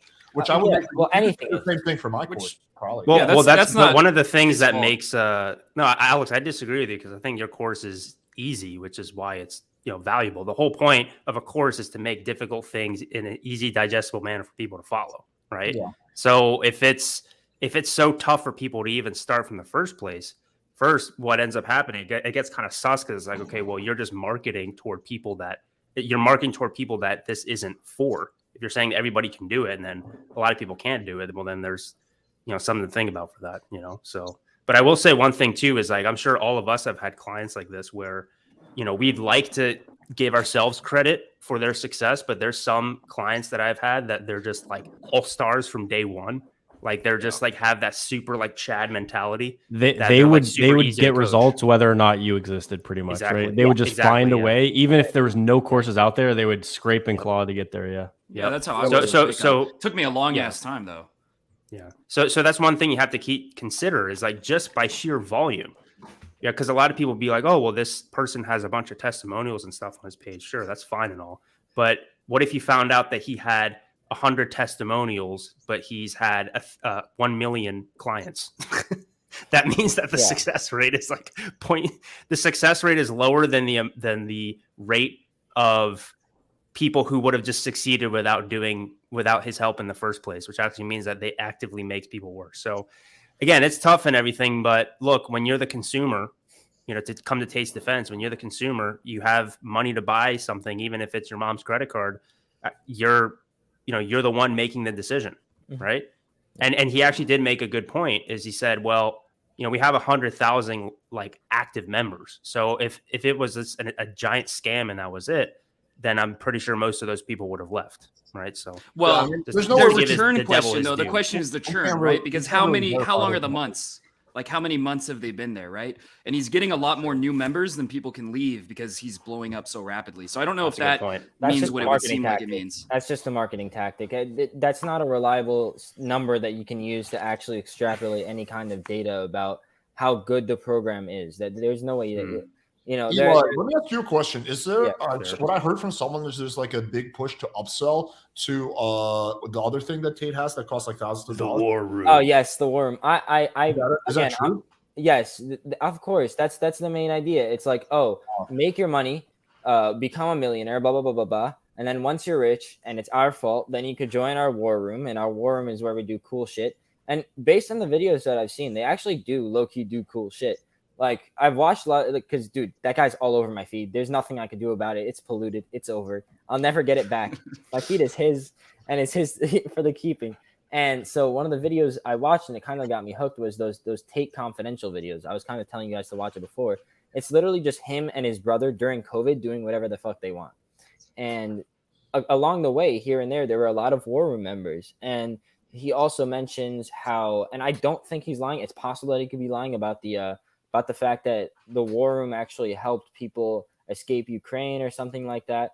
Like, I don't think it's a scam. If it's a scam, nobody would be in it. These kinds of things can't last as long as they have. Do I think he was a scammer in the past? Absolutely. But I think that's how he kind of promotes starting up. A lot of his like startup ideas come from selling things that you don't actually have, just overselling yourself obsessively until you get a client, and then you just make it fucking work. Like if you watch some of his videos on sales tactics and starting businesses, what he says is like, create a website before you even have the product.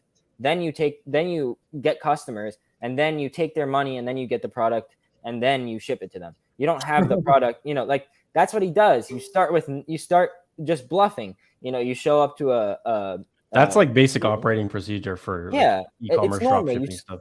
Yeah, you come up to an interview pretending like you're the shit, making these huge promises, because you know what? You're going to be infinitely better off making these huge promises and then coming short, but actually getting the job. Sometimes it goes horribly wrong. Like with the Fire Festival, they had they sold like these villas and luxury villas, and then they gave people like FEMA Tense. Yeah. Yeah, but you could see that's kind of how he started himself. Like I could tell you, not everything he's ever done is legitimate. He definitely started off less legitimate, but I'm not saying that Tate's a good guy. I don't think he is. I think that a lot of what he says and does is absurd. But to say that, like, just objectively looking at the Disgusted fact by what? HU is not a traditional MLM like that. It's not. Yeah, so as soon as you said like there's no way a scam can last that long, it's like, yeah, Bernie made it last for a very long time. But yeah, I'm not saying anything. Yeah, decades. I'm just saying this specific scam. Like I again, that's yeah. You're right. You're right. I shouldn't have said Because that. it's a closed circuit thing. No, So right, how would you're right. people? I don't know. I don't think it would really. No, And a you're lot of right. people get self-help stuff. They believe it's good even if they didn't get results because you already invested in it, right? So unless it was so awful that it like offended them and made them dislike him, it wouldn't get that much negative reviews. Yeah, But also, no. just from a practical standpoint, like drop shipping, e-commerce, that type of stuff. Dude, I remember I moved to Thailand, Chiang Mai, back in 2019, and even by then, the gold rush of e-commerce and Amazon and FBA was already over. And so now it's like super over because it's I have just friends who like- made money from that a couple years ago. Yeah, a couple of years ago, yeah. But like now it's just like it's so competitive. You have a few guys that are just killing it because they've been there for a while. And then everybody else, they just get priced out. So anybody promoting drop shipping now at this point, be very skeptical.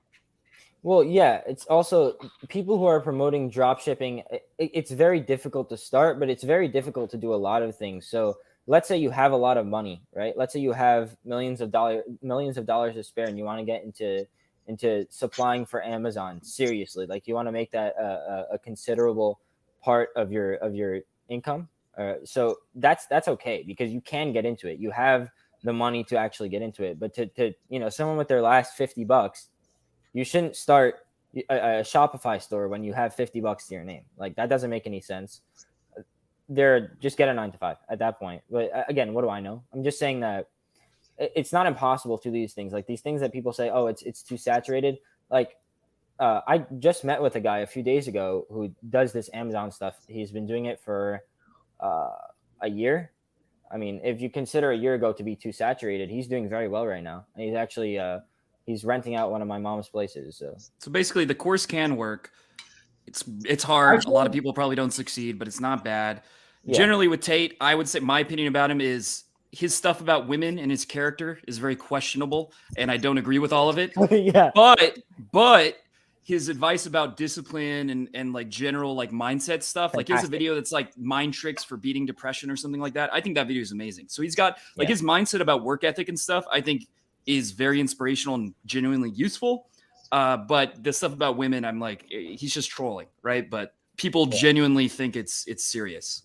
Yeah, that's why I put him at B tier in my tier list, and people were surprised I put him that high because like his when he actually gives serious advice and he's not playing a character, like is really good. That same exact stream that we were just watching with Hasan and everything. If you watch the entire full stream, at the beginning he's giving both of those guys fantastic advice. Yeah. And I think he plays the role of that older brother that a lot of these young kids didn't have, or that strong male role especially model. in Twitch. Yeah, exactly. Those guys are soy boys. Yeah, exactly. So they need like an overcorrection. They basically need like, Andrew Tate is almost sort of like a soy boy's Tyler Durden. That's literally what he is. He's not as cool as Tyler Durden. Nobody is, but he's equivalent to that, where he's like this very hyperbolic, over masculinized version of masculinity or whatever. And, the narrator in Fight Club is so much in the opposite direction. He needed an extreme to use as an example. And I think this guy ends up filling that role. No, I am not talking about RSD Tyler. No. That's how you know that you've been looking too much into like pickup type stuff. I mean, like Tyler Durden is in like Brad Pitt in Fight Club. Okay. I think we should probably move on to something else. Yeah. Well, we could focus on the topic of women and his beliefs surrounding women, because this actually ties back to what he said about empirical data and like lived experience. Because in my life, I'm a religious Jew, right? Women religious Jewish women are very, very, very like drastically different from the types of women that Andrew interacts with on a daily basis, and the types of women that normal people who don't live in a very tightly knit community interact with on a daily basis. So these generalizations that he's making about everything, like everything at all, and he does not like getting into specifics, which is something that I dislike about him, because as a philosophy student, sometimes I take hundreds and hundreds. People roll their eyes though. You look like a science bitch when you start talking about all the little nuances. It's important. It's if you really want to get somewhere, that's what you got to do. But if you want to just have a fun conversation, or because let's be honest, Hasan He's a was there for marketer. the clips. Yeah, Hasan was there for the clips, and Andrew's just trying to get people hooked. You don't get people hooked by saying, "Oh, and in this specific scenario, and when I say belief, I mean this, and I don't mean that." That doesn't work. So you need to consider Andrew's point of view. Obviously, I'm not saying that everything he says is right. It's just that our worlds are extremely different, and I had to recognize that very early on. Like a woman in my community, I know maybe 3 people ever who would even consider cheating. Like that's not a thing where I live at all. So you're not in America? No, I'm in America. I'm in Brooklyn, New York, and I'm a Jew. I'm a Jew, Syrian Jew. Everybody here that I know in my community, it's a very big, relatively wealthy community. Nobody would even consider cheating ever. Well, yeah, women don't usually go around saying that they're considering cheating. Yeah, and I mean the women here don't dress like they don't. You're not eating it. Yeah. I will say though, there is something to that. Like these very religious communities, a lot of guys, if you're outside of it, you'd be like, "Oh, sure, there's no cheating." But like, I'm familiar with a few of them. I'm quite sure there's really not that much cheating because a lot of them don't even like have sex before marriage. Yeah, and so it's very different. It's a drastically different world. And so when Andrew says, "Oh, women are dumb, women are this, women are that," he's really just talking about the women in his life. When he's saying all women suck at driving, he's talking about, oh, when I cruise around in Romania in my Bugatti or whatever, and like the women there, whatever. Maybe there's something about the women there. Like, here, I'm gonna give you an example. So Hasan's statistic of which I don't know where he pulled it from. He could have easily pulled it from anywhere. As everybody knows, you could get statistics for both sides very easily, and that's why you kind of have to like use a lot of personal experience to cover the ground that statistical evidence doesn't cover. So in the world, right, the national income is very different from the income in specific places. Just like women's skill in driving could be different in certain places, just like beliefs could be drastically different in certain places. Andrew's talking in his experience. He's traveled to a bunch of like extremely exotic countries doing exotic things. If you watch Tate Confidential, he just does crazy shit all the time. That's very different from someone in America going to their local McDonald's every day back and forth. And also, we don't even know what he meant but when he said better drivers. Did he mean safer drivers? Does he even care about safety, or is he talking about skill? Who could do better U-turns? Who could do better whatever? Like there were no parameters set there. And so they're basically arguing over nothing. And so they spent half the time just arguing over different, they could be agreeing entirely and they're just saying the same thing in different contexts. It was ridiculous. Like that's why if you're going to have a 3-hour debate or a 5-hour debate, spend the first half hour setting out some parameters, do your research before. If Hasan really cared and didn't want to just clip farm and put everything on YouTube like he did, if you look at his YouTube, he just has like 20 Andrew Tate videos. I think you're going on a little bit, you gotta. Well, no, but you're totally right though. Basically, yeah, like that's the whole thing. There's a difference between like real debate, which if you're a philosophy major, you understand is like nerd debate. It's going to be the nerd debates, virgins debating. You could call it that. To feel like they matter, to feel like they're cool.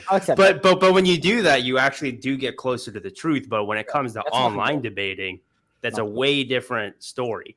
So it's kind of like people like myself and Alex, I would like to think that we're more trying to seek the truth, but also you have to understand that a lot of people tune into the debate because they want to see blood, right? Yeah. They want to see, they want to see like, I just want to see someone. It's crazy because people on both sides like really are fully convinced that a certain person won.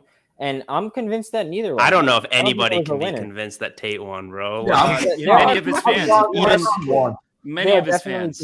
I think it's a clear victory for Hasan. Like, no doubt. I could see like Tate fans being like, "Oh, well, Tate was trolling the whole time." No. I mean, Tate looked bad in that debate. He did. He looked worse than usual for sure.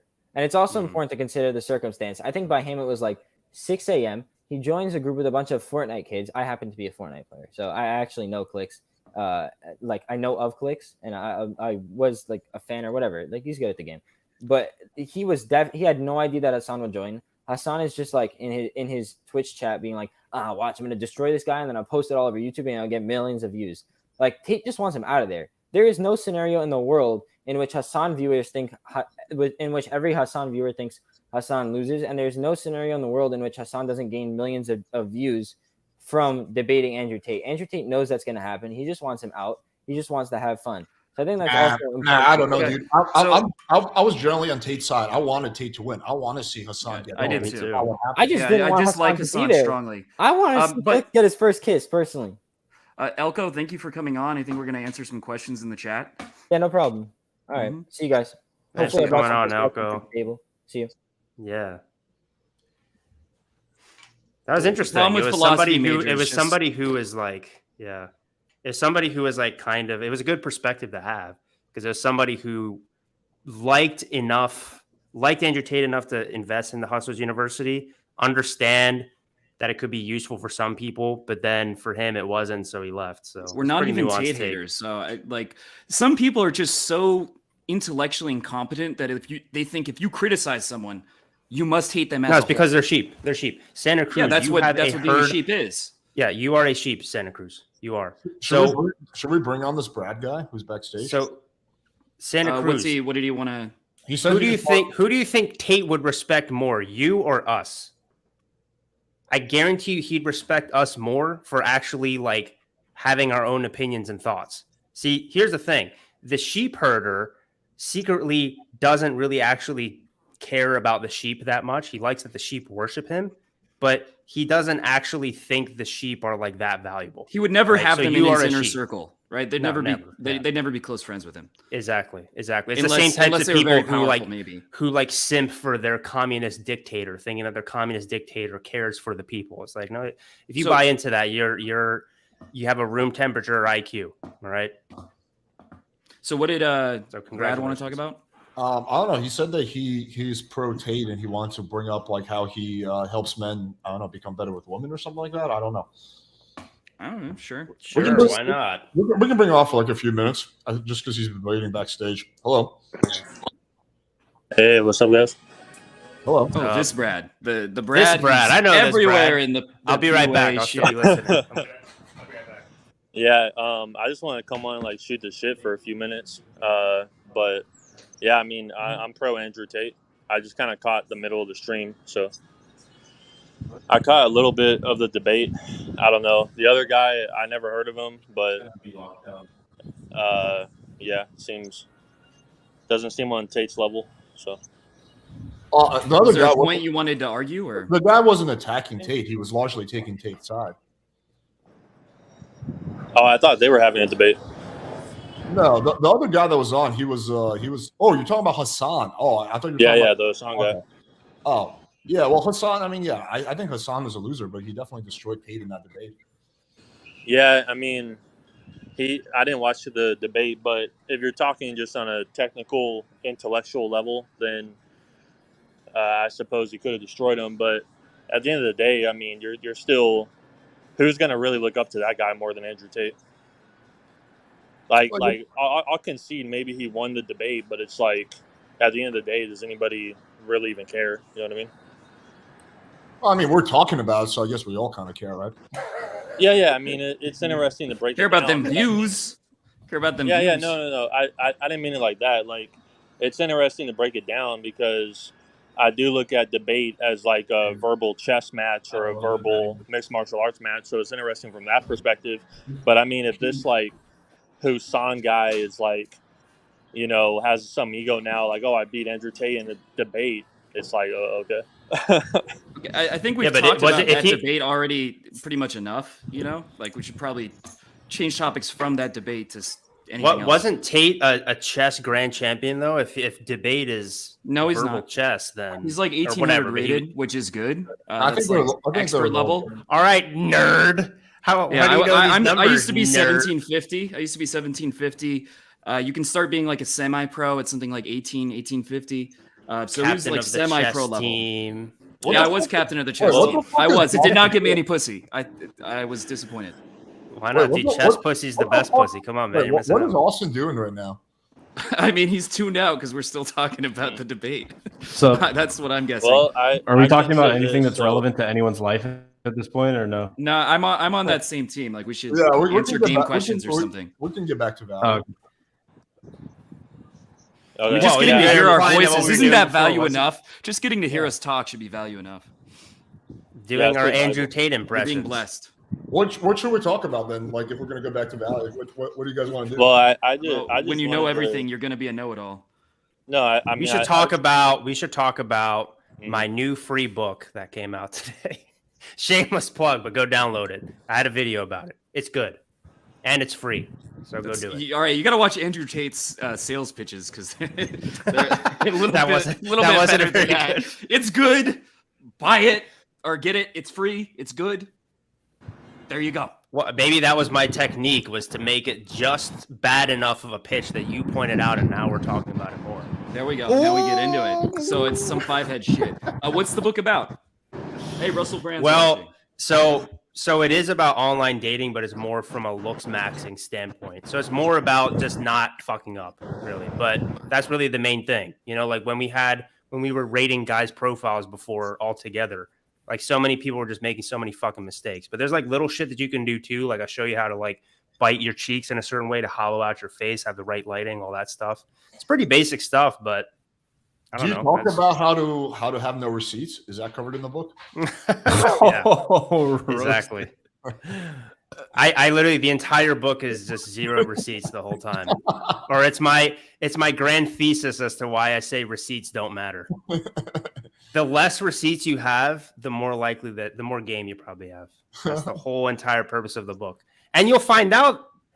I make a convincing case for it. You'll find that out, and you'll be convinced if you go download it.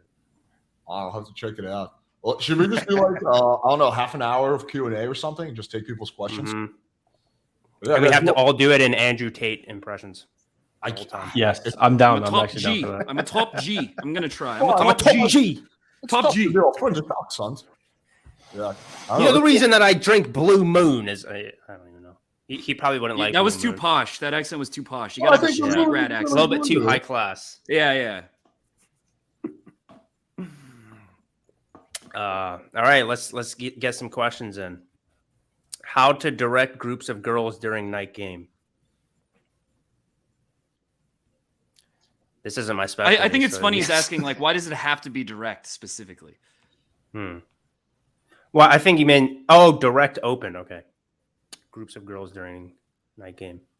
I probably wouldn't go super direct with a group of girls. I think I would just go up and introduce myself. Probably wouldn't be like, hey, I think you're cute. Because then her friends could be like, oh, she's good. We're having a girls' night. So if it's a group, I probably would not want to go like too direct, in my opinion. What do you think, Austin? What was the question?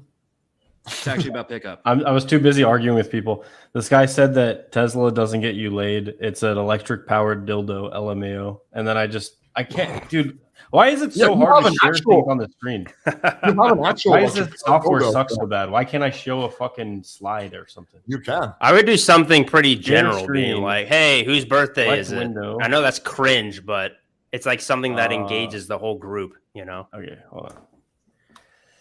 If they look like they're like dressed for a birthday party, sure. I probably wouldn't do No, that. it doesn't matter. Even if they're don't, that's the point. The If thing anything, that is, makes it better. They'd be like, "What the fuck?" The thing is that girls are like really good at like tooling on guys who they perceive as trying to run game on them or do pickup. So that's why I like. Oh, of course. That's why I don't teach any like outer game stuff. I don't think that it necessarily. I think a lot of times it works, despite the fact that somebody's using it, not because. I'll share with you guys the best There you opener for my game. It's this. Car brands most likely to boost your online dating match. They just an experiment. They had like a guy and just posed by different cars. And This is actually number one car was fascinating. the Tesla. Number one is Tesla. Again, they didn't have it's- a Bugatti, but yeah. because it means you're the other wealthy thing I and was it gonna also means share you're saving earlier- the earth. It's SJW friendly. The other thing I was going to share earlier that was he was talking about the dog breeds. I thought this was interesting. Yeah, Good pit boy. bulls like Wait, standards of Husky, get deviation the like fuck higher out than of here. the- Huskies are the nicest dogs ever. German Shepherds. Alex, are facts don't care about your feelings, bro. really- Dude, it's over for Tesla cells. Dude, fucking It's over for Tesla cells, bro. this is nonsense. Huskies are so fucking friendly. There you go, Austin. All right, because your husky is nice and friendly. That means that on net, all huskies are friendly. As your I've met beautiful angel. hundreds of huskies. I've never once met an aggressive husky. They're a very mild-mannered breed. So what you're saying is there is a discrepancy between empirical evidence and then your personal experience. Alex, would you say the Earth is round or flat? The Earth is clearly flat, dude. Okay. Oh, so I was gonna share, You can't prove to me that it isn't flat. I was gonna share the opener for night game. So what I do is I just go up to a group of girls, right? I go up to a girl and I just look at her and say, "Hi, I'm Alex," and just introduce myself. That's it. Simplest opener ever. I talked about this in a previous stream. I don't think that that's bad by any means, but like for me, I try to not tell them my name because then if they're interested in me in any way, they will ask for mine. But then a lot of times I think, at least in my experience, if they don't ask for your name, usually there's a strong correlation between that and their interest in you. So You're sounding kind of like Todd B there. No, I just think it's practice. No, But it literally is building. Counter. No, it literally is building some sort of investment. Like I learned this from sales. You know, like when this is an interesting thing. When you know, say somebody's name, they're more likely to be compliant to you, and also people are going to, if they're interested in you, they're going to want to know your name. No cap. I'm just going to say that. Yeah, facts, dude. So like part of like that hyper masculine, like fucking all I do is smoke cigars and drink whiskey because I'm a fucking accomplished man, dude. As you're drinking beer right now, the most estrogenic compound ever discovered in nature is this substance H8 blah, blah, blah, whatever. It's found in hops. So IPA beer is the most estrogenic thing you could ever put into your body. And like the fact that people are like, you're not a real man if you don't drink. It's like literally everything. Well, here's the problem. I am so masculine. Totally I have so much toxic masculinity flowing through my veins that I need to be able to bring down my testosterone levels, increase my estrogen levels in order for me to be relatable to the common man. It's true. Because otherwise they couldn't handle you. Otherwise, they couldn't handle me. That's the only way. I need to make sure that I actively inject. Most guys, they try to inject testosterone to be more manly. I have to inject estrogen in order for me to be relatable to you. To not be too manly. Peons. You know, people also say like you get health benefits from like wine and blah, blah, blah. Like there are no health benefits from this like review. Nate, you had the review, right? It was like under the age of like 45 or 50, there's literally zero benefits to drinking alcohol.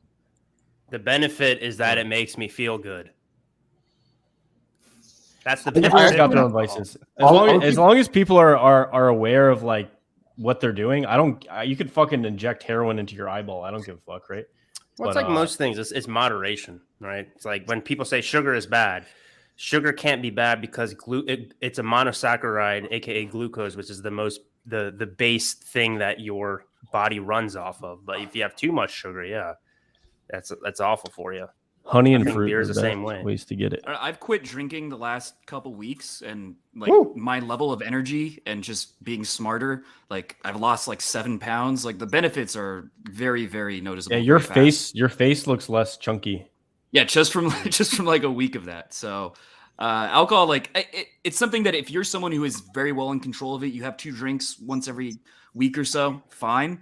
But if it's something that becomes a habit, it's really bad. I think also too, because especially in the pickup world or whatever, I think a lot of pickup guys probably rely on it a little bit too much. Like I remember for me, when I was back in Vegas, I purposely made sure to have 0 drinks while I did all my approaches because all the approaches I did in the past, I had a lot of success, but also like I don't even remember half of it because I was like pissed. You don't even enjoy it, right? You could pull a model. I've pulled models, literal fashion models, while I was kind of drunk. I don't even really remember it. I didn't really have like whiskey dick, and it's just like awkward and weird. I actually have one. Where's the infield and where's the OnlyFans? I do have. Link us now, or you're exposed as a fraud right now. All right, it's in my course though, so you're gonna have to buy the course. But it's okay. Yeah, how much is the course? Is it 10K? 200. All right, 200K. Okay, I can only wire that. Give me your bank info. Put your bank info on the screen. Yeah, that's brokey money. That's easy. You should be able to You should be able to afford it unless you're a brokey. 200M or no? It's looking more like James Deanish. Okay, I'll take. Usually they're saying I look like some fat dude. Like I look up the name, and that's when I knew I got to quit the drinking. James Dean. That's a good. That's a good compliment, one. man. That's one you want to hear. Yeah, legend. Are you talking about the porn star or the musician? He was was not a musician. He was an actor. Yeah, that's what I meant. All right, I just posted the link to this in the. He's the original Giga Chad. Awesummers.com/immersion. There's also a porn star named James Dean who is known for doing very dominant sex scenes. Dude, every girl wanted to fuck him until he had some like media scandal. Yeah. What media scandal? It's like some rape type of accusations. Yeah, not a big deal. Whatever.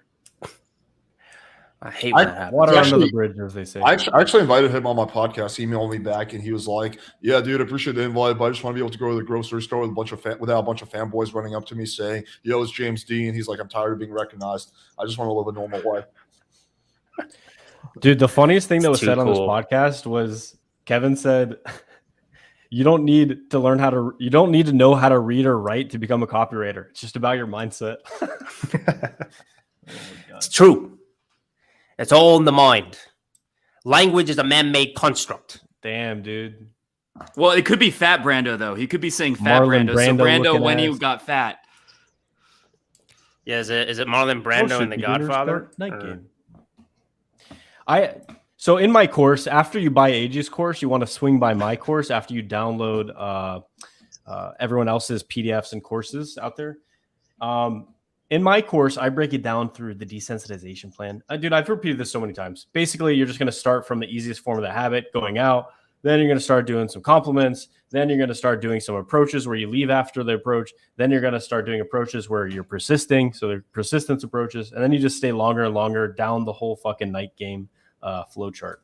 So funny enough, that's pretty much exactly the same system I use, which says there might be something to it. It's very basic, and it's a lot of people. There's some credence to these ideas. Only there because might be some credence to these ideas. ideas. For once, he's right. Yeah. Like a lot of people, they expect themselves like, I'm going to pull the first night I go out, I'm going to approach 20 bitches, even though I've never done in your life. And you gotta give yourself small wins. Even going out is a fucking win if you haven't done it. Like you're being less of a pussy by the fact that you left the house and went to a club at all. Even if you don't even do an approach, that's still better than nothing. And you have to like be able to see that as a win and see that as progress. Whereas most people see everything as failure unless they fuck a super hot chick. How do y'all maintain your test for levels? Through injections. For me. Check out my testosterone video. It's actually doing really well. I put it out like a week ago on my channel, 2 weeks ago.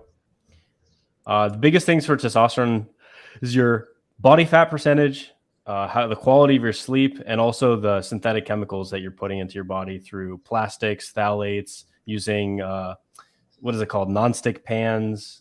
There's a ton of chemicals I went over. I don't know why you should And avoid remember, them, how to kids, avoid the them. more alcohol that you drink, the higher your testosterone is going to be. And don't let anybody tell you otherwise. Because I have my truth and you guys have your truth. But my truth is so that basically, night game, you're going to warm up. testosterone. Before you go out, you're going to meditate. Why are you going to do that? Presence, connection, relaxation, confidence. Go to the night game venue, do the vocal warm-ups, the verbal warm-ups, the social warm-ups. You got to do opens, transition. Then you hit the main part of the interaction. You're vibing, sexualizing, leading, and building comfort. Then you're going to screen. And from that, you decide whether you're going to get a number. So you seed for a date, number close, texter, date, follow Alex's text game shit, seed the pull when you're on the date, pull, close, retention, girlfriend, fuck buddy, ready field report.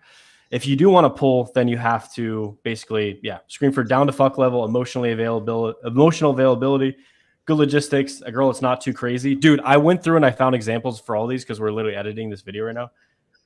It's fucking, I could pull it up actually if you want me to. But seed the pull, lead the pull. Yeah, dude, I'll be. I think I'll be down to look at that video. Okay, that's like fucking these Irish chicks just like fucking making a mess in my house. Wait. Yes. Okay, I have it. I do have it. What are these warm-ups? What do you think of the warm-ups? They're for your voice, your verbal skills and then your social skills. So you gradually, any type of your brain, any part of your brain takes 5 to 10 minutes to warm up. So simply by doing the exercises, you get into like a fun, carefree state where you're joking around with your friends or your wingmen. And then it's really easy to transition from that to just approaching. Can you share what these exercises are?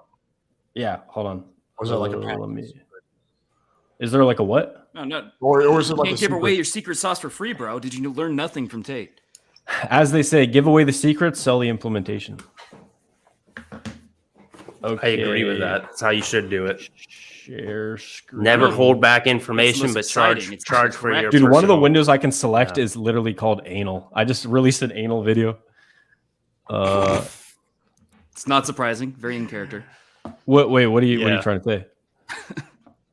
We're saying Oh, you can say it. You don't have to. If you you love don't have a eating reputation. ass, You have a reputation. Hasan Yeah, be what do you me. need? Okay, warm up. So yeah, before going out, I actually advocate meditation simply because it has so many benefits to the game. Yes. Allows you to be more verbally fluid. You're more confident. You're more relaxed. You're able to connect with people better, be more present. All those things help you in game because most people are stuck in their head thinking about, oh, fuck, this could go wrong, as opposed to just fucking being in the moment and doing it. Vocal warm-ups. So you do the high to low, the tongue between the teeth hiss, and speaking loudly. I don't want to go through and do all of those, but verbal, I'm gonna sell the implementation. So buy the course in 4 to 7 months. Verbal warm-ups, one at a time. So we do one word in a row to create a sentence. So like, I am going to the, like that. And then people start going sentences back and forth. The grass is green thing, grass is green. Green is the color of weed. Weeds grow in my yard. Free association. Yardbirds were a good old rock band. Bands and make her dance. So you just kind of like go into improv based on those words. I like the yes ands for story improv. So like, actually we could do this right now. I'll start and then it'll go Kevin and then AG and then Alex. So once upon a time, there was a little baby dinosaur. And then Kevin, you start with yes and. What? Yes and? Why do And I then have to say continue the yes? story. Yes, and the little baby dinosaur, although it was a baby, had a very, very much non-baby schlong. And the baby dinosaur schlong was very scary. It scared the entire village. But people knew deep down that he had a gift. Okay, go. Yes, and it terrified the village, and everyone thought it was a threat. But one man, Austin Summers, knew a certain technique that was able to defeat the dinosaur. Yes, and Austin whipped out his massive dildo and chased the big bad dinosaur away. I was thinking ass eating, but that works too. I thought he was gonna go with the ass eating. Yeah. Yes, and then Austin ate the dinosaur's ass, and the dinosaur left. Yeah. Like, there was Calm no- down. I It was have, like, satisfying. I have like dozens of these type of exercises, but the two I have, this one I actually got from Todd. I know, cringe, but sex with me is like blank because blank. So you basically say sex with me is like noun because Good point. adjective. Sex with me is like the stream long. So basically you fuck around with that. Sex then you do with social me, warm up, it- so compliments. Never mind. And then 5 warm up opens. So you do the open, but you don't need to stay. So you just basically tell yourself like, just fucking do the open. And if you do want to stay, that's fine. Right. So you give yourself just enough pressure. So you're doing that and you gradually warm up. Yeah. I like that. Anyway. one. Okay. I'm going to stop sharing. Yes, and Austin taught the baby dinosaur how to play Austin. That's good because I think a lot of this stuff, it's like, Okay. talk about outer game, inner game. Like for me, it's just like, who has the most fucking balls, but also you just need to learn to talk. If you can learn to talk, then doing exercises like that, right, where you can just think on the fly and do that type of stuff, it's going to do wonders for you. You just need to also have the testicular fortitude to ask for what you want, which is, be forwarding your So intentions. this is I don't compare yourself to someone who is at like a elite level in something, or literally just the 5th stage of game, which is naturalization. I don't have to warm up anymore. Like when I just see a girl at fucking Chipotle, I just go take a deep breath and toss myself in, right? And I'll just go say hi, and I'll whatever open that comes to me in the moment, right? But don't compare yourself to someone that's at a different phase in your journey. We're all on what's it called? At the end of the day, the journey is long, and at the end of the day, it's only with yourself, right? So What was that other motivational quote? Don't compare your chapter 1 to somebody's chapter 20 or something like that. Compare yourself today to yourself from yesterday. Yeah. So, Eric, the thing, do you go out and do you do approaches? Because that's the single most important thing. And if you're not doing that, that's the problem. Yeah. Do you even game, bro? And most people don't. And if you don't, that's what you should be doing. Let's it doesn't need to be complicated. This guy sent us. This is the guy that was on our stream earlier. Can y'all rate me and tell me where I can improve? I would say that this guy improve at what? I think he's just talking about like physically or in terms of his presence. I just think he has like kind of a baby face, so he should put on more muscle and maybe grow out some facial. Well, I couldn't really tell his physique, but it's great that he does calisthenics. But keep in mind, with calisthenics, it's hard to. It's not going to make you jack though.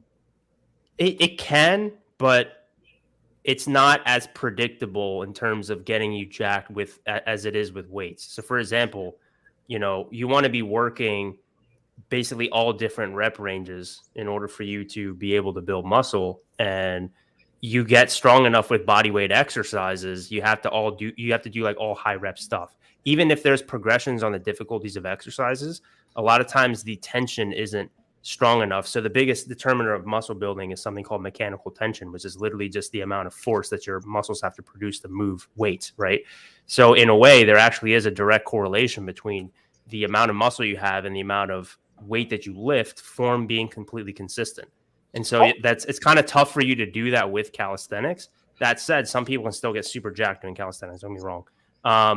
But we only saw you neck up, so it's possible you have like a built body we just didn't see. Show us waist down. Skinny neck. Yeah. You just need to start doing dick lengthening exercises, bro. That's what everybody needs to work on. But you could practically start doing like neck exercises maybe too. And if you're a young guy, you're in college, you're at the age where you want to try to make yourself look a bit older by any means possible. If that means growing out facial hair, if you're able to do that. But the best way for you to look older when you are young is to be jacked. I honestly don't understand the appeal of calisthenics. I mean, maybe for fun, but like, why not go to the gym and like actually lift like fucking heavy weights? I don't know. What's the appeal of calisthenics? You get to save $30 on gym membership. Like, it's not that funny. I mean, he is a Jew, so maybe that's why. Well, like, why not like lift like weights? Sorry, I don't understand. Another thing I was thinking about, like when he was saying that I'm actually somewhat familiar with the Hasidic Jew community. I used to live in Jersey. I've like hung out in Brooklyn where he lives. You're half Jew yourself. Yeah, I am, but I'm not like religious at all. But yeah, so like they're like very serious about it. Like they walk around with the funny hats and they're very like, but I'm just imagining him pulling a chick to like that community. Like it's going to be for any non-Hasidic Jewish chick, it's going to be such a culture shock. And a Hasidic Jewish chick is not going to fuck you before marriage anyway. So it's like the worst of all worlds. So there's no way he can keep living there and like get results with women. That's the thing. Well, he said he's in college. I asked my assistant. He says he does calisthenics. He does calisthenics because it's more fun, and he's training for American Ninja Warrior. Aida. Yeah. So there's practical things with calisthenics for sure. But yeah, in terms of you looking as jacked as possible, probably not. It's probably not gonna. Like you probably won't get any bigger than like 15-inch arms, And I think most guys, for you to start looking like pretty jacked, you need like 15-inch arms and above as a natural. Someone said this: 15 inches lean, not fat seps. Alex's advice is the same for everyone: gain some muscle and grow facial hair. Probably true, but that's I think because pretty much most people that ask me for advice could benefit from gaining muscle and growing facial hair. I just think the vast majority of guys are not that muscular, like look, here's one thing. There's some guys who are so charismatic, who have so much game that they really don't need to be that fully looks maxed and they'll do okay. That's not the majority of guys. For a lot of guys, and a lot of your social skills and your social intelligence and stuff is genetic. Of course, a lot of it you can definitely work on for sure. But one thing that's most definitely in your control is getting jacked. And from a mindset standpoint too, I've done this before as a dickhead in the past. But like, if I see some scrawny looking dude and some good looking girl is interested in him and I see that in a bar, I'm going to go over and talk to that girl. Because in my mind, I'm basically saying, oh, if this girl likes that little dweeb over there, she's going to love me. And I'm not the only one I don't do that anymore. Right. But I mean, I do sometimes, but like a lot of the guys like the amogging and that type of shit. That's what happens. So it's almost like by you being muscular, knowing that you can handle yourself, that type of stuff doesn't happen as much. And I was talking about this on my stream the other day. When you have approach anxiety with some girl, or you're getting nervous around some girl, you're not thinking, oh, she's so great and everything. You're literally thinking subconsciously, there's some guy out there that is more worthy of fucking her than me. Right. And so if you know that you're like that, you bench more than everybody in the room, you have bigger arms than anybody in the room, you're more jacked, and you feel like an attractive man, you're naturally going to have a little bit more of that swagger, that for a confidence. long time. Yeah, exactly. If you know that you have a 10-inch dick and nobody else has a dick that's nearly as big as yours. No, but seriously, that's the main thing that I teach. Like the outer game stuff, don't get me wrong, that shit's important, okay? Like, don't get me wrong, but I still think what do you that think of the AMS? inner game part's way more important. I'm actually part of the American Mathematical Society. I really like the programs that they have. The outreach is great. You're part of it. Everything's managed really well. No real complaints about it. I would like to see more girls in there, but that's about it. Do y'all think I should grow out my hair? No. I don't even remember. Eli somehow made this entire stream all about him. That's what he learned from Hustlers University, bro. Dude, he's hustling us. Fuck. Learn how to maintain that would be my advice to him. It wouldn't be about his physique. It would be social awareness. Because sometimes he took like 3-4 minutes to make a point that he didn't finish and didn't let us interject. And that's like a little bit long. It's very long. And the other thing is he didn't sound very excited by what he's saying, right? When he's talking, he's not like into it. So it makes it less engaging. I think that's something that a lot of, because he was clearly an intelligent guy, a lot of smart guys kind of very struggle common. with. Yeah. So I think a lot of the smart guys, they have the most things that they struggle with, but if they overcome them, they usually do the best. Alex, how should I grow my facial hair? You need to basically get like 20, 50, 100 like tubs of Rogaine. You need to like create a bath and just dip your face in and just marinate it there until like your whole face and cheekbones is just covered in Rogaine. How many hours should I marinate in it? I think you should start with two sessions of 30 minutes a day of marination. Okay. Hey, you keep talking about test boosting, bro. Where's your facial hair, huh? Dude, You know, I have facial 1,000 hair equals higher tests and I have no testosterone. facial hair. The fuck? You might be part Asian. You know, you can do It's almost as if there's more to life than just having high testosterone. You know, you can do No. beard transplants. I've actually met people who've done that. You can take like actual hair from your head and put it on your beard, and actually looks pretty decent. Yo, Alex, have you had more like when you started taking TRT? Did you get more angry easier or no? No, I think that's a misconception. Okay. I mean, it can happen if you go like really well. I think what having first of all, I think that only happens if your testosterone levels are out of range. If your Julian testosterone- Prime. If your testosterone is like 3,000, but if it's at like 1,000 or 1,200, that's not going to happen. But also, testosterone is like it amplifies what you already have. So if you're an angry person, it can make you angrier. But I was never like an angry person. Yeah, man, Like, you don't need facial hair. I'm top 5. You put me in your top 5 list, and I have no facial hair. I'm breaking the first principle of Alex game. Yeah, but you were the last 5 on the top 5 list. If you had facial hair, Damn, son, I barely made the cut. Fuck. yeah. But if you grow out facial hair, it could be like number 1. Wait, or you 2. put John Anthony above me? Well, he has facial hair. He's 57 years old, dude. He's had like 3 decades more of experience than me.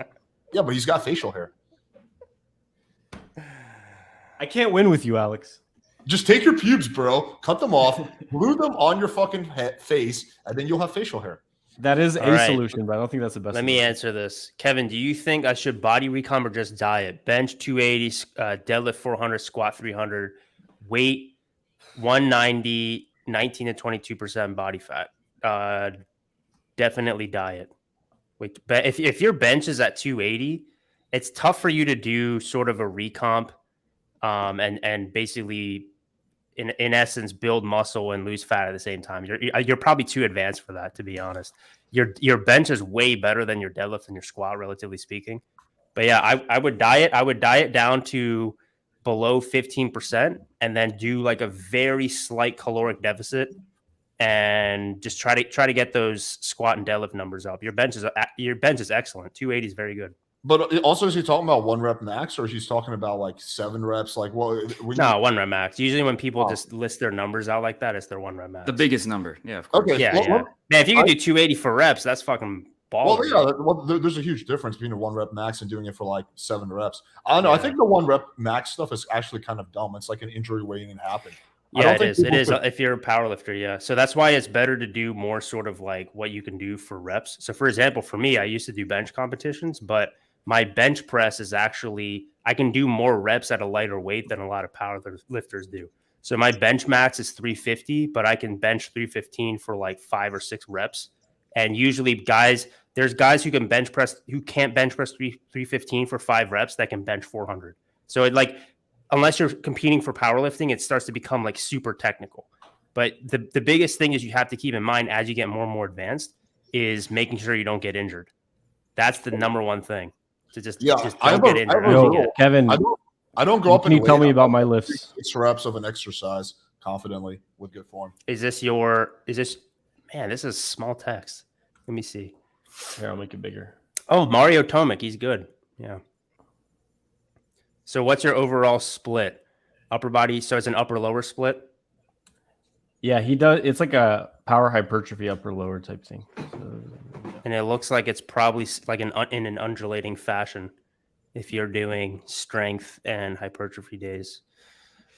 Is there, it has the numbers there, but is there any sort of like periodization for it? So like, do you try to fit a certain amount of volume in a certain amount of time and then you try to beat that the next time?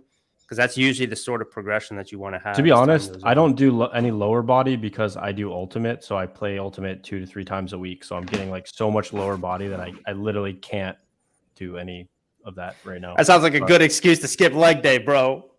Well, dude, you should see sprinting for 3 hours. Like no, I feel you. Like but look, so here's a good example because I used to train like some marathon runners, volleyball players, like a lot of athletes where they were using their legs all the time. What you want to do, this is a little bit different. So do you have an off season with Ultimate Frisbee or no? Do I have what? Do you have like an off season or is it always yeah. Okay. Yeah. So literally, there's 2 different phases of training for athletes. There's GPP, general physical preparedness, and then sports specific preparedness. So any sort of intense things that you do in the gym, especially for your legs, in your case, you want to be doing during the off season. So the majority of athletes, they do that during the off season, and then they just try to maintain what they have during the season. So they might be doing like 2 intense leg days per week during the off season, and then during the actual season itself, they'll just do like 1 sort of moderate leg day. I could probably fit one right now that you say that. I'll just cut one of the ultimate sessions and then I'll do one. Well, you definitely want to do something. Right? Dude, deadlifting and squatting is like the coolest feeling you get in the gym. Yeah. But it's also the most fatiguing. It's the most systemically fatiguing, especially a deadlift, but they're also the ones that carry over the most. But it's just the BBC. Oh no, dude! I fucking hate doing legs. I do it, but it's not my favorite at all. Like it's one of my least favorite. I don't get a good feeling from doing squats. Are you telling me if you do a deadlift, you pull up like fucking 225, you don't feel like anything from that? You're just like, oh, okay. I don't do deadlifts because my neck is fucked up. Oh, okay. Man, what, bro? I gotta help you with your. Funny, that's the same excuse you gave for not eating pussy. So. I just feel like you can't go your whole life saying like, "Oh, I didn't do my taxes because I fucking my neck." My excuse for everything. Bro, you should do deadlifts, man. Deadlifts are fun. I will say though, when you get more advanced, it depends on your goals, right? So specificity is the most important part. If you are, if you're focusing on bodybuilding, like for me right now, I'm focusing more on that. My background is more traditionally in strength training. I purposely don't do deadlifts because it's so fatiguing for my body that I will get injured somewhere else, and it decreases the amount of volume I can do for other exercises. But for the most part, for most people, you should keep trying to do deadlifts until your deadlift is like 400 something. I know that sounds like a lot of weight because it is, but every man, I think, in their 20s especially, has the capability to build up to a 400-pound deadlift. I really do think that. Controversial opinion: deadlifts are highly overrated. You want to debate about that, Alex? I think deadlifts are they you get injured from them more than most other exercises. Well, no, yeah, but that's the issue is it shouldn't happen. So Prolapse rectum. Well, a That one's deadlift hot. is what you're doing is something called a hip hinge. So a hip hinge is where you load up your hips, more specifically your glutes and your hamstrings, to take pressure off of your back. So if you get injured doing proper deadlifts, actually helps to strengthen your back and that movement pattern to make sure that you don't hurt your back. So people hurt their backs on deadlifts when they're doing them wrong. So if you're actually doing a deadlift correctly, it will decrease your likelihood for back injury. Now, they are overrated from a bodybuilding standpoint, just because they're so systemically fatiguing that it takes away from other stuff, so. Yeah, man, if you want to jump high as fuck, well, rule number 1 for jumping super high, don't have calves, right? The better your calves are, the less you can jump. Rule number 2, be black. Really? And rule number 3, do deadlifts. Do people give a shit about jumping high? Dude, for ultimate, it's super. That sounds like something what a white guy would say. Cope. I haven't ever measured my vert, but I have done some very high box jumps, and sometimes when I jump, people go, "Holy fuck!" So I think I have a pretty decent vert, but you can get better at jumping. Austin, is your vert? You just have to jump high. You have to consistently jump high, right? Is your vertical jumping and jumping? Your big dildo? Yeah, dude. Can you jump over the dildo? 22 inches. Can you jump over the dildo? Dude, I use my giant dildo your on a video for this part, and it's fucking hilarious. So, because if you can't jump over it, you'll fall on it and it'll go straight up your ass. So you gotta be careful. Yep.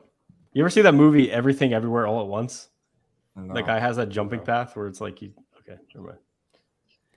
Little known fact, pro tip here: if you're able to tell a girl you're vertical and then demonstrate to her how high your vertical actually is, you're definitely going to be fucking that night. Let me just put it that way. Let's bring out the giant dildo. Oh, yeah. So he had it on the That was way too quick. Yeah, that was so quick. Wait, who is that? That was an actual. Oh my gosh! I thought you were fucking somehow demonetized. I thought for a second you had a machine or something that was putting it on the screen. So if I share a video, will it share the audio automatically? I think so. All right, let's try. Let's see. Oh, no audio. We can't hear it. You have to close it out and then reshare it. Make sure that you check the tab that says share audio. Okay. It's like a very little thing on the bottom left. Okay. I hit share. Yeah, DHV by vert matching, baby. I have no button. It literally just says mute website notifications while sharing. Okay, So anal. has Mute Austin website ever notification while I'm sharing. gonna go try to pick up some bitches. Gay. Yeah, that is pretty gay. Andrew Tate has a great quote about that. Epitome The of gay. gayest thing a man can do is be married to one woman, which is pretty accurate. Austin, have you ever used the dildo? Yeah, I mean, Why would he have I'm trying to play the video where I used it, but Oh, yeah, here you oh, there it is. Oh, I thought this was gonna be on Pornhub.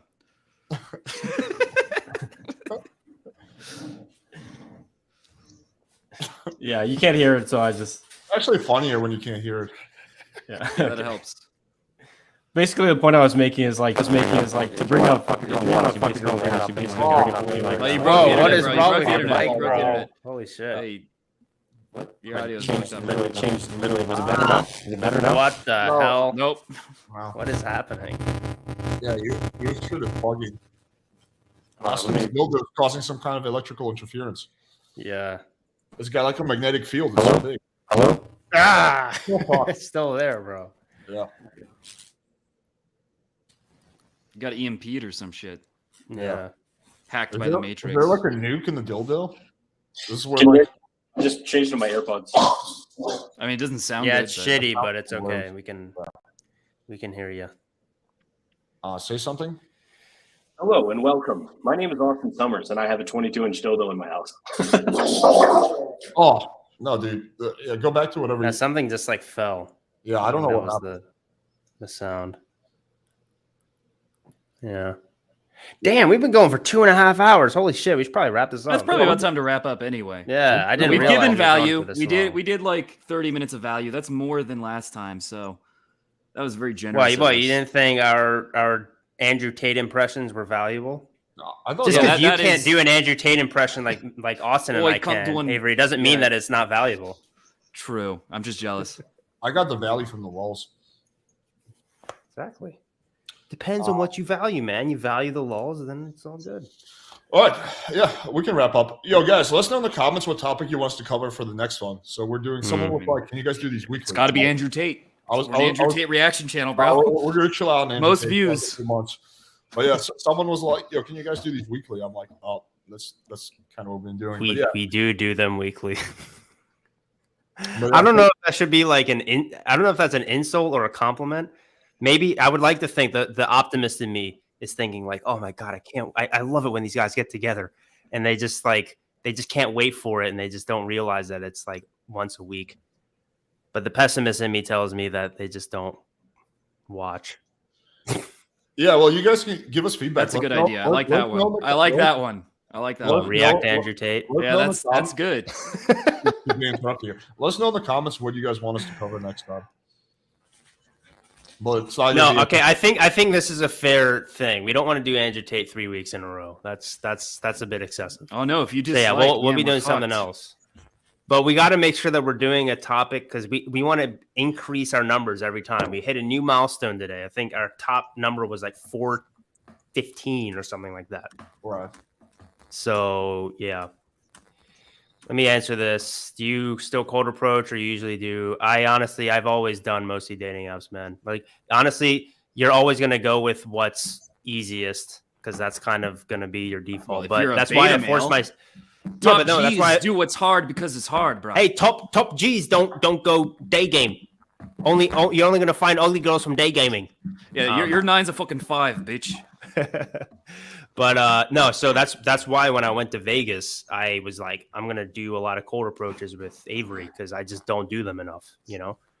And for some reason, some people just thought I was like some fucking. I don't know if you can hear. Is my audio still fucked up? Oh, he asked that question like 100 It somehow got times, worse. So it's kind of annoying to do that. I will say though, something that I noticed with cold approach is this like because like I said before, I would just go out at night, get drunk. Like that's kind of what naturals do. When people talk about naturals, it's usually just these Chad bros from college just getting pissed drunk and just doing whatever. But I actually wanted to like do it sober, and it was pretty scary at first. But then like you do it often enough, it just becomes another thing. Like the very last night I was there. We go. There we go. We're better now. Have you tried turning it off and on again, dude? I did it. Genius. Like the last 3 nights that I was in Vegas, I wanted to make sure that I had 50 infield approaches filmed, and I only had like 17. So the last 2 nights, I made myself a deal where I was like, I can't eat food until I film. Okay, I'm gonna have to interrupt the Kevin podcast. There's like this guy has like 500 questions about me and Vadim. I have nothing bad to say about Vadim. He's a great mentor, and he's awesome. He's a great game. Yeah, I don't know what else to say. We're not in business together, so we're not hanging out all the time. We live in different cities. I don't understand what we should be doing. Should we be spending all of our time together? Living in different cities? So is Vadim your coach White Pill? Well, no, because he's Vadim good. was just my mentor. Yes, because he doesn't suck. So he I don't know if you saw the top 5 best pickup artists, dude. He was one of them. So yeah. Here's the real question. Coach White. Wait, who was number 1? Alex, who was number 1 on the list? It wasn't ranked. There was no ranking. Oh, okay. Here's the real question. What you're saying is I'm better than John Anthony. Are you going on record as saying that? You are better than John Anthony. I would stake my life on that. Dude, I'm better than John Anthony. Alex is like, I literally artist. I physically cannot answer that question. I will have a hitman sent to my house. No, dude, I don't care. I would answer. No, it's just I don't know how to evaluate you guys because you guys are so different. Well, actually, I agree. There's a lot of overlap between what you do. Like, you guys both believe in a more like natural, like type of approach. You guys both don't really rely on lines. But I think there are a lot of fundamental differences No. between. I'm going to settle this right now. Wait, Austin has something called charisma, which is something that John Anthony has zero of. So I know for a fact that Austin is way better. Wait, did you? John Anthony has more height. He does, sure. Wait, Kevin, did you call me what? His face also looks like it got ran over by a train, so kind of balances out. Dude, I have. Plus, you have a high vertical, don't you? So you can That's jump true. up to his level. If we need to grasp something very high, it's probably pretty similar. Yeah. You're right. I think Austin and I John love this. Anthony- Careful, Kevin. John is going to roast you. Okay. If he wants to roast me because he's too afraid to debate me, then that's fine. He also might send me another cease and desist letter. So go. Dude, but John Anthony, he's had more decades to learn the game. So how do you evaluate that? You got to give him some kind of handicap. So he's like 40 or something, right? No, look, I come at it from a different perspective. I beat this 8-year-old at chess. It's like, yeah, but you're like 38. No, but I just don't think I don't think game transcends everything. I think looks matter a lot too. You're better looking, you have more charisma, and charisma is a big part of the game. I don't think they're being rated on. Wait, are you saying that there's more than just game? You're saying there's looks and lifestyle and like career and building a life with someone and your ability to connect with people? No, man, it's just about you having a specific system. You just have the right system. I thought I was talking to some blue pill motherfucker over here. Nah, dude. I mean, if we're being honest, I think they're what color pill are you? I think they're fairly even when it comes to looks. Austin is a lot younger, but John is a lot taller and more jacked. So it's a draw. Dude, John is not jacked at all. He looks like a fucking potato, bro. He's like 230 pounds, dude. Yeah, he's fat. Congratulations. I mean, come on. If I was at that body fat, I'd be like 250 pounds. I mean, like, what if Alex is just like, dude, he's jacked as fuck. He's 400 pounds. I mean, if we're like being objective, he's like not fat. Dude, he's jacked as fuck. He needs to buy like 3 airplane seats every flight. I mean, it wouldn't be possible. It wouldn't even be possible for Austin to be that jacked because John is on TRT and Austin is not. Like that would be Austin would have. Wait, he said that he wasn't on TRT. Dude, he said apparently that was slander that I said that he was bro. on TRT. Last time what's your testosterone, Alex? Your testosterone is like 2,000. Yeah, right? Mine was so like it was slander. Okay, he said it was slander. I said he was on TRT when actually apparently. He was Alex, if my level of testosterone surpasses yours through natural means, will you pay me $1,000? Can that be a bet? Yeah, but I would you just up your TRT? I would just inject more. Fuck, dude. You can't beat someone on TRT like through natural means. Like you'll never you can't get past like 1,000 or 1,100. Your body. Here's the reason that I don't think John Anthony has any game. He's just like the most unlikable person of all time. And if you're unlikable, girls aren't gonna like you.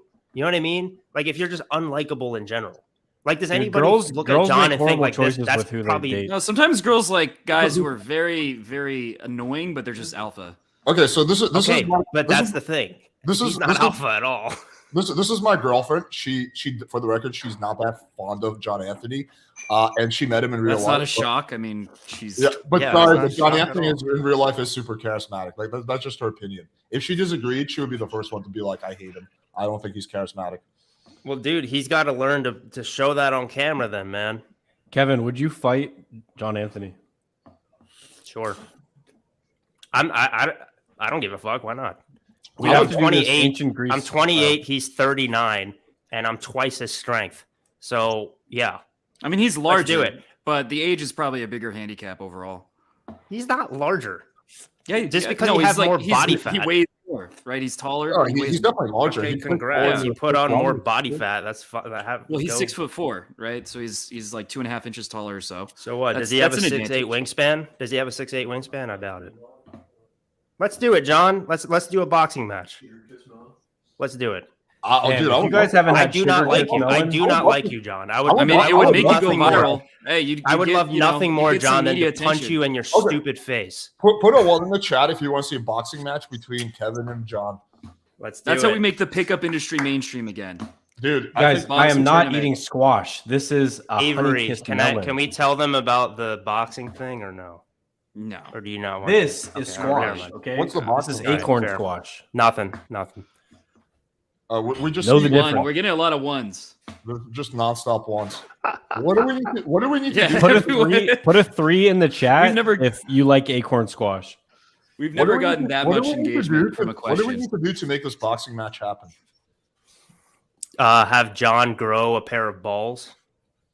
Damn. We bring John. Dude, Kevin bring means John war, bro. to. Yeah, I know. We bring John to a surgery clinic. You know, the thing where they change your genitals. We take out his ovaries and then we shape them into testicles. Okay, so we take out his ovaries, we shape them into testicles, and then attach them to his tiny little wiener, which somehow he still has, even though he also has ovaries. So I and take then it, from you're there not we his can biggest set up fan, the huh? boxing match. Not his biggest fan. Yeah, I love John Anthony. I think he's great. Kevin, I like you, but I don't think you would win in a boxing match against John Anthony. Why do you think that? I think John Anthony has more fighting experience. Yeah. Okay. I think being used to work at a 39 boxing is a gym, pretty but sure. huge disadvantage, though. But were you boxing? Mm-hmm. Oh, okay. I shouldn't have said that, but yeah. Would you? Okay. No, I've never boxed in my life ever. Here's the question: would you be willing, if there was a GoFundMe and we raised the money for a plane ticket, would you be willing to fly out to Brazil for the boxing match? If you didn't. Oh, me? Sorry, I thought you said Austin. No. If you didn't have to pay for any of the flight, would you fly out to do it? No, I'm not going to fucking Brazil, dude. Well, as much as John Anthony, he's the bigger YouTuber. Why should he come to you? No. This is a safety thing. As much as I know John Anthony hates me, you could fucking hire like a fucking hitman or something, bro. I mean, that would be. Dude, I'm not even obvious. fucking joking. Like, you can get away with that even shit if someone easily did that, in they would third get world caught. countries. They know they get caught. No one's hiring. No. This is a YouTube All right, boxing. let's do it in Miami. Brazil. Let's do it in Miami. Let's do it. Because then Miami Alex does make the most sense. Come on, John Anthony. Miami Let's makes the do most it, sense. buddy. Because it's in It'll the be US. a good time. And don't do any of that cop out Cheap shit that you tried to flights. do at Danny Mullen. He was like Alex can be the ref. Oh, I'll He can do be it the for ref. if there's like $500,000 on the line. Hey, I don't have that much money, bro, so that's not gonna happen. All right. Did you say Danny Mullen, the YouTuber? Yeah. He What about- was supposed to do like a pickup competition, but then John Anthony was like, "I'll do it if there's like $500,000 on the line." I'm like, okay. I just don't think he cares enough to like travel for the fight. That's the thing. No, cause he cares. That's Think of the exactly why marketing he's not going to do opportunity it. there. I think you care more than he does, Kevin. I think there would need to Dude, be. here's the thing. I never went out of my way. I always, out of respect for Alex being my friend, I never went after John Anthony publicly ever. And then John Anthony made an entire stream, going after me, featuring Coach Whitefield. We get which some is of the actual worst slander. comments and some of the best comments. It's a mixed bag. It's a spectrum. I didn't even see what happened. I don't know, dude. I would- Hire Austin to beat you to death with this. I would love to see this fight happen. I don't think it is because there's not enough incentive. Dude, did John Anthony even play sports like in high school? I have no idea. I didn't know him in high He school. did chess. I think there's only two ways to make this fight happen. One is if you make it convenient and you're willing to fly, or two, if there's money on the No, line. it's not going to happen. The only way it's going to happen is, like I said before, if he takes out his ovaries and reshapes them into testicles and then attaches them to his tiny dick. And then at that point, he might have just enough testosterone to have enough courage to actually fight me. I don't know, dude. If I was in his shoes, I don't think I would travel to a foreign country to fight like a person on YouTube. You're not traveling to like Uganda. It's You're not a traveling to foreign the country country. he was born in. Why do I have to go out of my way to go travel to him? Well, because he has more subscribers than me. But You like, should he go out has of your more way to travel subscribers. to He Miami. get like a similar amount of views. I don't think Flights you to have Miami are cheap as fuck. I'm just saying. I think that's the only Miami. way. No, I don't think you have to. I'm just saying. I think that's the only way it would happen if we're being practical. So the only way that it'll happen is if John isn't a huge bitch. That's really what you're saying. Why would he travel if there's no money on the line? Like, why would he do it? Like, I just don't see the incentive. So he can hang out with you. He's the one that ask him. He's the one that started this shit. I literally started. That's a good one. No, seriously. I kept it behind the scenes where he wanted to collab with me, and I said no, respectfully no, because I'm against you doxing people. He doxed Wheat Waffles. I'm like, I'm not going to associate myself with somebody like that. I thought that was kind of funny. And then he goes out of his way to. Wheat Waffles kind of deserved it. I don't know, but that's me. No, I don't think No, anybody I don't. ever deserves doxing. I don't think Wheat Waffles deserve. I don't think anybody, even the biggest piece of shit, No. even John Anthony, as Deserves much as I what? don't like What do you him, guys It was doesn't- public information. It was a Facebook profile. It's not like. It's What are you still talking doxing because it wasn't Still. publicly available. Guys, none of the Yeah, viewers know what you're talking about, so you got to explain it. We're So, talking about the Wheat Waffles John doxing video. Yeah.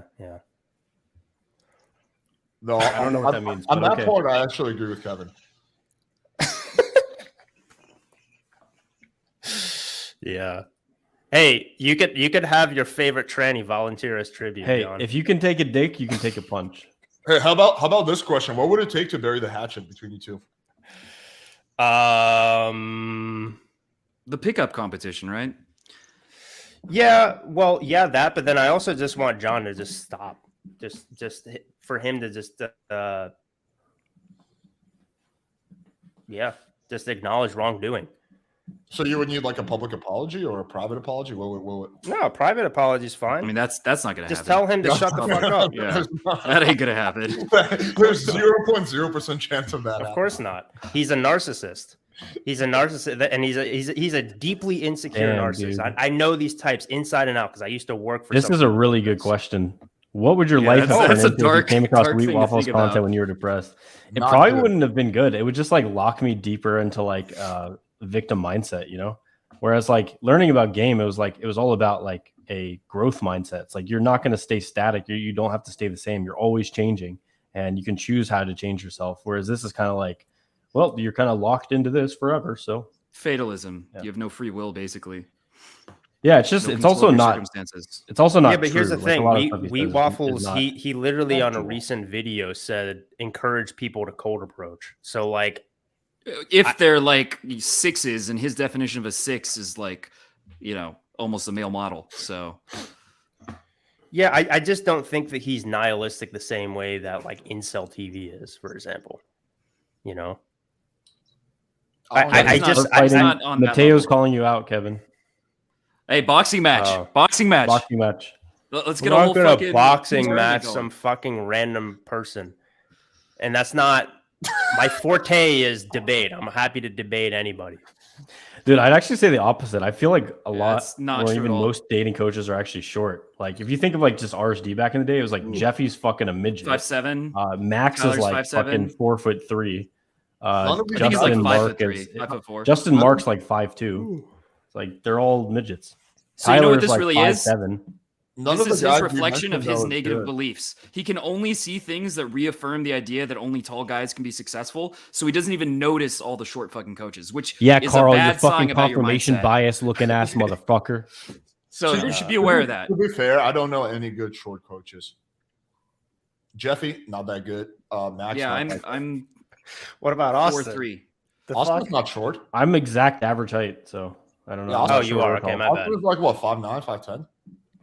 Valentino Cohen, boom, dude. Valentino Cohen is like he looks like a hobbit, and he's had some of the craziest stuff. He pulls that hot he's ass pulled off. chicks. Like he's I've stolen only ever girls from seen- guys, stuff like this. I've only ever saw one video of him that's him. It was really good.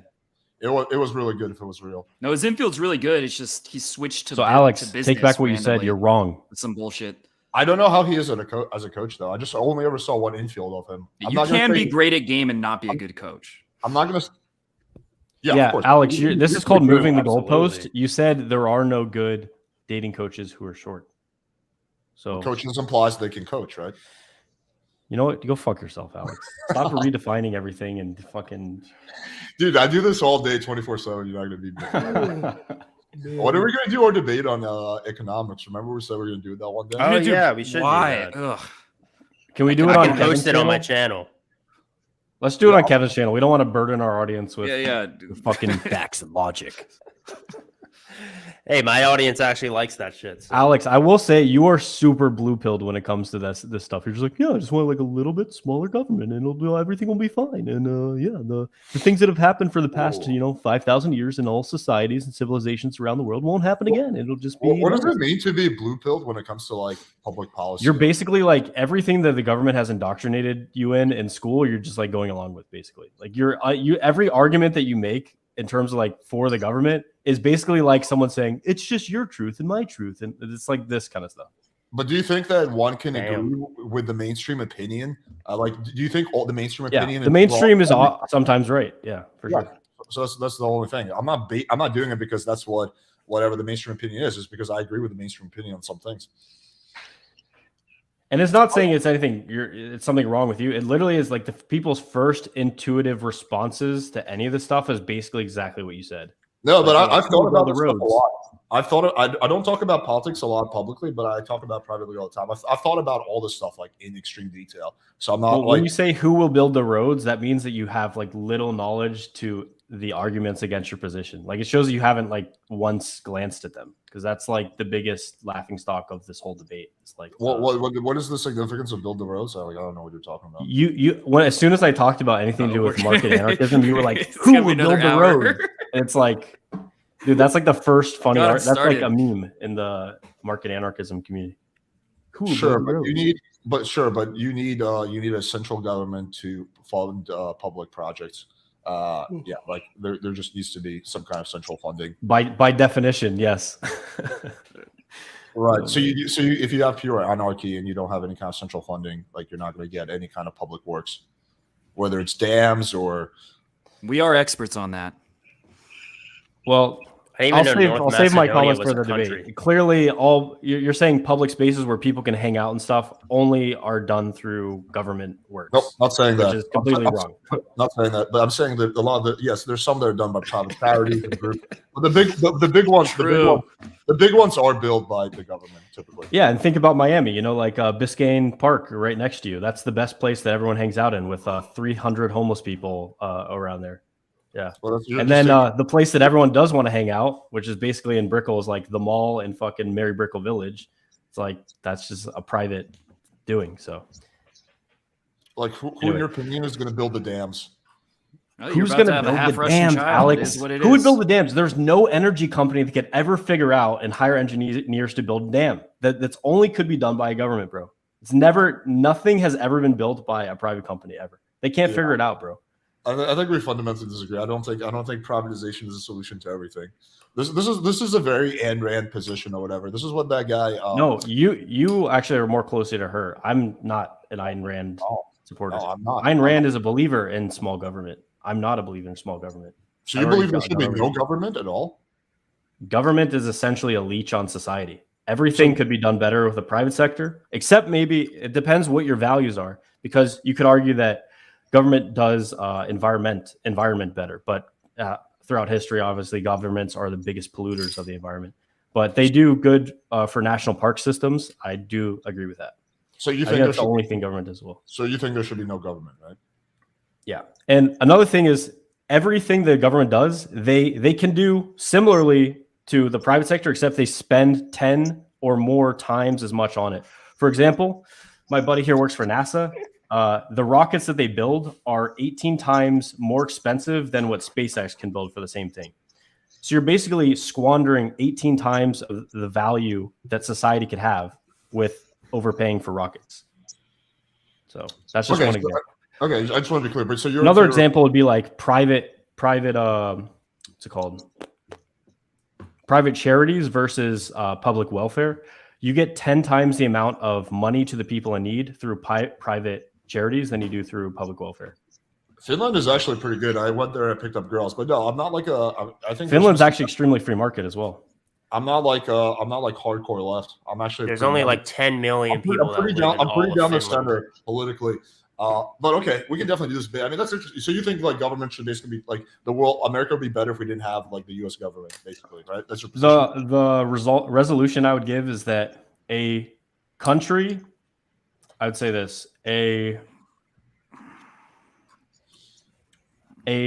mono-ethnic country that has a history of property rights would be far better served by being in market anarchism than in under the control of a government. Yeah. Which means abolish the government. Time to message some bitches on Tinder. Well, we can save it for the debate. It's turning into the debate. We can save it. I think I'm trying to think of what the stream should be. It's like, is Alice playing with fire, secretly a blue-pilled beta male? I don't know what that should be. What is blue pill about? Like wanting to have like a military and like. I don't know, I'm just using Austin's words. Because you've basically been brainwashed to think that that's a good thing. Vadim is Canadian, and so is Justin Mark. Yo, whoever put the Finland comment, check out this. This is a ranking of all countries and how free market they are, and Finland is the 9th freest economy in the world. So. U.S. isn't even top 10 anymore. U.S. is some of these comments. USA is 25th now. I go closer to the camera, and he's like, "Why are you posing like a light skin?" I'm like, "I'm literally just sitting here looking at the fucking screen. I'm sorry that you think I'm pretty." Just to be clear, Finland has a pretty high tax rate. Did you Wait, did you take him off of the stream because of his? He was too beta, opinions? too blue pill. Dude, you didn't even like put him. You literally removed him from the whole studio. What the fuck did you do? Unless his computer died. That was weird. What happened? I don't know. Okay. Did you guys get kicked out too? No, because you didn't even go to like the waiting area. You went like out of the whole stream. Yeah, it was weird to kick me out. But yeah, one way to win a debate. Somebody did kick you out then. See, finally, like someone who agrees. That's the real purpose of this fucking shit. That's the value. I mean, our viewers are still Alex. So we should have more like maybe entertained. 3 areas where we talk about, because you could literally talk about every single thing a government does and every single thing like the private industry could do. But it would get too broad. I mean, you know? that's kind of true. Well, we should Tate's maybe talk that, about general and then like 3 main areas. I think the He's debate kinda should right. be like, what is Viking country? No, what is the better type of government? Like, Yeah, 1,000 years ago. I would argue for like a slightly smaller central government with reasonable restrictions, and you argue for no central government at all, right? So that would be. Well, what do you think the government should be doing? Like, in what sense? That could also be another debate resolution. You'd say exactly what functions you think the government should perform. For example, like a night watchman state would be police, courts, national defense. Yeah, I would be for like basically keeping things as is with a little bit less government, but not substantially less than we have now. Basically, as is means government is just raping the productive capacity of an entire country of people and squandering tons of money, and people are living in poverty as a result.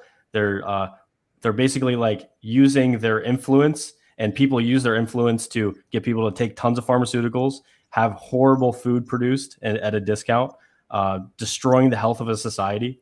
I don't believe it should be doing any of those things. No, I agree with you. Well, all the things you mentioned, like I agree, the government has some problems. I think it's just I don't think it should be like. It has a couple problems, but it can be smoothed out. Well, Let's try it again, even though it's never worked out in history. You said earlier, don't throw the baby out. We'll try it. We'll only do 3 Probably rounds. You said earlier, don't throw the baby out with the bathwater. FBI, I don't think there's a CIA, need for us to make a separate stream. You guys are already stealing going from at Peter it to now. pay Paul, taxation. It's all okay. It's a little bit changes. Yeah, but you have to moderate, Kevin. I feel like Austin's going to interrupt me. Oh my god. Yeah, we could definitely do. Why are you not I'm including serious. I Alex? think this is actually the fact that a lot of people are still stuck around for this conversation means that people will definitely. Yo, that's what I'm thinking. And on my Dude, channel, I Miami, cover we have a this type of pickup stuff. conference. We invite like literally everyone that we respect in this community to Miami. We have the biggest pickup conference in the world, and then at the end of it, we have Kevin fight J-Molf. We have like we have like a That's the boxing finale. structure. Well, everything about Like a the last championship thing you model. said, I posted that in the group chat. Remember, I said I'm going to organize a conference and that you guys are all going to be invited. Remember, you're taking the words out of my mouth. Remember how I was talking about that? Do you guys remember in the group chat? I didn't know it was like pickup specific. Whatever, doesn't matter. Let's do it. Yeah, no, I definitely want to. Do you want us to put your name at the bottom? Originally thought of by Alex. He is Yes, the I would like originator that. of all Thank you ideas. very much. This is Austin. my idea. Our dear leader. Can you please do that? I want to get the credit. I want to feel good. Well, Dude, when this is the problem with throwing a realistically would you pickup wanna do conference. that? People are too lazy and dumb to like book $100 flight. Like they just. So we'd either have to do it in some place like New York or LA. No, I think Miami's good. I think a lot of people will be willing to come to Miami. There's not many. The community's not that big in Miami. Realistically, when would you want to Dude, do it? no. There's pretty big. We like just in the Playing with Fire group. There's like hundreds of people who are in the Miami area. That's It's your way group big. because you're from Miami, so you'd obviously have a bigger presence in Miami. But I'd say in general, like New York, LA, Toronto, London, like those are big. Yeah, but those places are cold, man. Well, one thing I was thinking about doing is doing it in Colombia. What do you think about that? Then we'd get 7 people, Okay. and then we'd have the entire media after us. Well, maybe you don't have. Maybe you should, son tan malos. Ellos son explotando los. Dude, they just have some fucking news well, maybe articles. you'll have to not fuck up Colombia for everyone, Austin. Do I have to learn Spanish? It doesn't and, like, matter what you do. It's still dude. ruined. You're a white It's still person ruined. talking about Yes. girls in Colombia. Yes. How do you Here, think that's going to here. turn out? This person had the best idea. Go to Texas. Yeah, Austin, more specifically. Wait, Austin is going to. I appreciate you mentioning me, but I think it'd Austin probably should not come be to the Austin. best in Texas. I've been to Austin. It's all right. It's decent. I guess I would be down to go to Austin. But I think Miami would get a better turnout. I'm down for Miami. The problem with New York in general is just the girls are like they're not that great. New York will in also the be summer. There's hot girls. There's literally hot girls in New York for like 3 months out of the year during the summer when all the fucking interns come in, and then the rest of the year it's like it's not great. Like there's another bunch of Italians and Irish. New York. Well, New York girls. has hot girls in my opinion, but I think New York is very expensive. The tickets will be higher because it'll cost us more for the venue, and the hotels will be higher. Everything will cost more in New York. Oh yeah. New York is one of the most expensive cities. That's part of the New York experience is the overspend. Yeah, dude, the on girls everything. are super SJW cucked in New York. That's most cities. I like the complete lack of people's ability to just go, wait, this idea, where did I get this idea? Should I question this? Like they just like go along with whatever they've been. Most people have told. our sheep mentality, man. So that's true. Yeah. I mean, yeah, I think New York would be just too expensive overall. Yeah, see, exactly. This guy gets it. I mean, that fight would be Dude, hard. Las Vegas is actually a pretty good spot because you can get it's like the what's it called? It's really good for holding conferences. I think it's like the conference capital of like the US. It is. Like you can get conference rooms pretty cheap. It's also close to a lot of other big cities, which makes it more convenient, right? It's close to Texas and it's close to California and Arizona, which all have some of the biggest cities in the country. It's not that close to Texas. Maybe West Texas where nobody lives. Okay, well, it's very close to California and Arizona. I'm not a fan of Vegas. I'd rather. Really? Yeah, I've been there. I used to live in LA and I used to travel there all the time. I think it's fun for like going for a weekend. Not a place I would want to live. Well, yeah. Are we talking about moving? No, but also nor would it be a place where I would want to do a conference. I think. I love the Mojave Desert, but yeah, Vegas is good for infields, I guess. I think we'd be better off in Miami or Austin, honestly. Miami and Austin are actually both better for infield too than Vegas. I appreciate that. It would be funny if Austin lived in Austin. Dude, Atlanta's actually a really nice city. I thought it was going to be a shithole when I went there. It's actually quite nice. I mean, there's bad areas. There's bad areas, but there's some really good clubs for game, like it's pretty Havana. good pickup from what I heard. Like we have this like really nerdy like fob Indian guy, and he lives in Atlanta, and he's like fucking routinely getting away from cold approach. I'm pretty sure he's a guy who took a boot camp with me. I don't. Yeah, I know what you're talking about, and he does do really well. He actually pulled twice in one night on the second night of the boot camp. Oh. Dude, And let's both were not do track. Toronto. Toronto is they'll have some SJW thing, and also their government's super cucked and retarded, and they have like no freedom of speech anymore. Like, dude, that's a shithole. How about we do China? Yes, Do it. I'm down. Now that their central banks are failing and everyone's protesting, I'm down. Sounds like a great time. The problem is they're only protesting. Almost as if you A give Westerner government comes in, control of the money supply, they don't manage it well, and they kind of like give it to their Maybe I should friends. come back to It's that. fucking weird how that works, dude. He never stops. Found a way. Alex, do you believe the government should be in charge of the money supply? I don't think it's as black and white as that. Oh my god, dude. Okay. Let's see if this turns into All right, Tate yo. versus Hasan too. But how are you going to finance like decades-long wars if you don't have a printing press at the government's fingertips? Like, you do need to have like a strong military. Like, would you say that? I agree. You need to finance a giant military and then just have like forever wars that you just waste trillions of dollars in instead of getting to use that in society to benefit the people that pay your taxes. Texas is good in Austin But Texas is huge. city so matters, keep in mind, yeah. But so in Austin, not- it's fucking lit. Anywhere You on and I both 6th know Street, those are things I would agree with you on. Now stop talking about game, Kevin. Shut the fuck up. No game. Kevin, I'm not. no I'm game not a fan allowed, dude. Only Andrew Tate critiques and politics. And Fuck. economics. Okay, Yeah, fair that's enough. Can I defend my position? No, fuck you, Alex. Actually, wait, is it about economics? Yeah, that's what I was gonna. Okay, go ahead. You just made an argument that I didn't get a chance to respond to. All right, this will be the last one. I mean, obviously, I'm not a fan of like long ass wars. I don't know why the views went down. I don't know. That being said, it's still I think It's still pretty essential for high. the U.S. to have a strong military presence. Otherwise, Russia and China will step in and basically make us their bitch. Yeah, the warlords will always take over. Right, but I'd rather it be our warlords than other people's warlords. San Diego's not like hard for game. It's pretty easy. Do infield in Afghanistan. I mean, that is the final level of game. Yeah, that is. Actually, I think Saudi Arabia maybe actually no. Yeah, you're right. Afghanistan. Austin, what do you think would happen if you took your massive dildo to Afghanistan and tried to do some cold approach there? Dude, I wouldn't. They'd probably chop off his dick and use it as a dildo. Some people would just start screaming unintelligible language at me, and I would feel very threatened, and they would just start like putting me in a circle around them and then probably stoning me. Yeah, all frauds. I've had students from Saudi Arabia, and they the only way they game is through Facebook. Like you can't like approach, and there's no dating apps. And if you do actually put your dating app in Saudi Arabia, it's like all like cartoon characters and everyone covering their face. It's fucking weird. So basically, you meet. That's how it is in Japan too. Japan, they all cover their face. It's weird. But well, no, I've sent my Tinder to Japan when I did my experiment. There was a lot of people who showed their wearing face. a poncho now. No, but there's a lot of girls that put like an emoji and stuff over their face. You didn't see that at all? Not much. No, honestly, I didn't. Not That's weird because Kevin, what city did you put it in? Tokyo. Do you think Japan could fix the problem by having trains that stayed open later? And they didn't have they like made it like you can only work 5 days out of the week, because that's like the biggest problems is like they work 6 days a week. The trains like shut down at 12, so you can't like fuck, and the taxis are super expensive.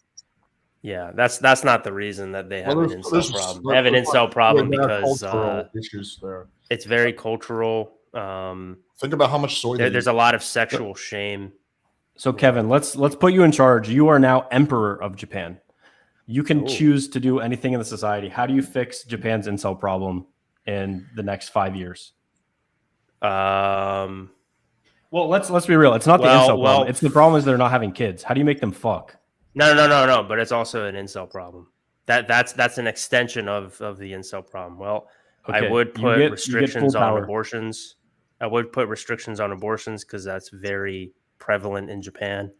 So automatically you're going to increase the amount of kids when you do that. I've already done that. No, I was just responding. Go ahead. Oh, okay. And then honestly, I'd have all of them. This is going to sound super cringe, but I'd have all of them read. Well, not super cringe, but they need to read some Western philosophy, I think. Because damn, one of the problems is there's like a lack of individualism there, and they actually actively AG flexing on us with that Tinder gold. Look at that! Look at that! That says Dingo. That's her whole profile. Dude, she looks fucking like a snack. Dingo means apple, so her name is Apple.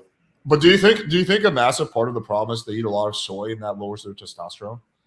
No. How does eating so much seafood with the mercury and microplastics affect the society? Probably not that good either. I mean, I don't know. It doesn't affect their longevity, apparently. But dude, she's hot as fuck. AG, yeah, damn. Swipe right. Yeah, she wasn't Japanese. Her name's Lynn. Yeah, she looks South Korean. Super like. So we can. Do you have the platinum thing where you can message them right away? Yeah. Did you put it? Oh, I didn't. Did you put it in Asia? Did you like? Yeah, fucked up. Put it in I put it in Asia? Japan. I was curious. Oh, here's another baddie. All right, super like. What's the message? These girls are hot. Something in Japanese. Ones with pictures. Anata wa utsukushi. Yeah. How am I supposed to spell that? Holy shit, we're gone in the chat or something. We're for over 3 hours. Spell it like it sounded, dude. It means you're pretty. Okay, yeah, I got it. Onaka Watso. Onakawa? No. Onakawa means like your stomach. You're literally pronouncing. Yeah, your stomach looks nice. All right, send. Yeah, I got this. We should wrap up soon because we're going on 3 hours, so I don't think the stream is going to be digestible. Well, hey, we were going to do Kevin didn't fix shorter stream, and then you guys started a debate about what's the difference? 3 hours and 6 minutes versus 3 hours and 12 minutes. Nothing. Exactly. Just Kevin, 2 more minutes. Just 2 more minutes. Just 2 more minutes. 2 more minutes of Kevin fixing Japan. Yeah. So I'd have them read Western philosophy, have them understand psychology. Fuck this. You'd have them read Western philosophy. Hey, that's Well, no. More specifically, the shadow. Yeah. What the hell? Kevin only podcast. What the fuck? Where's Kevin, dude? We need you. The order's fucked up now. We can't continue. Oh my god. Yeah, this doesn't make sense. I would put sort of 3 hour and 7 minute mark now. Yeah, I'm gonna seduce Japan, baby. That's my plan. No, you know what's interesting? that's actually I think I'm gonna eventually be in Japan to help those guys out. I think that's like my destiny.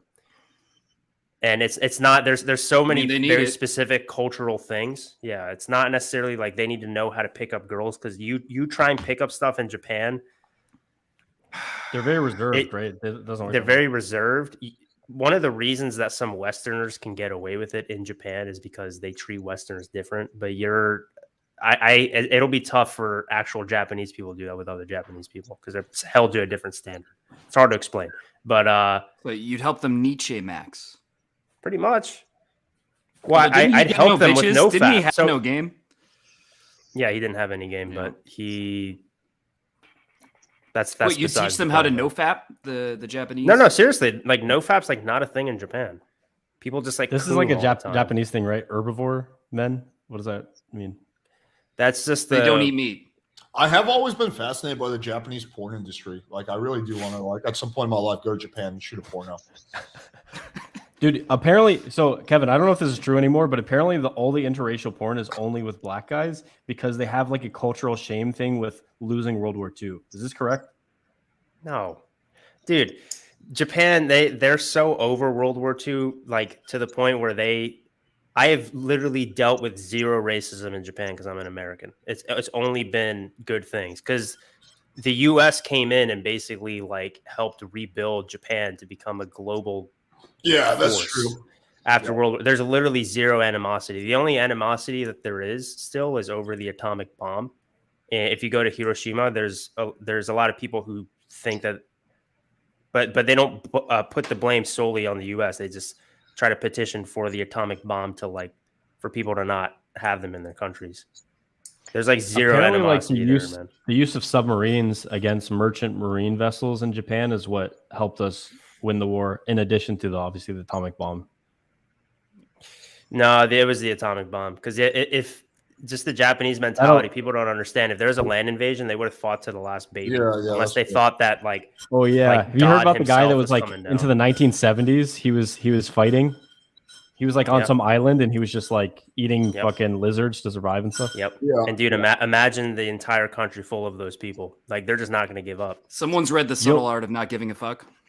Have you listened to the whole podcast from Hardcore History? The guy Dan Carlin, he talks about the Japanese side of the war. Yeah.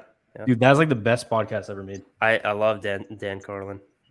And I loved his when he was covering the Mongols and how evil Genghis Khan actually is. No, he's a Chad. Yeah. Damn, this guy just said Alex fucking sucks and eats fucking poop out of the toilet, dude. Well, what? It's fucking rude, dude. Hold on, I'll ban him. I haven't done that in a while. Good point. This guy said that all that Alex does is gossip. That's not true. This guy said that Alex doesn't know how to strip. That's probably true.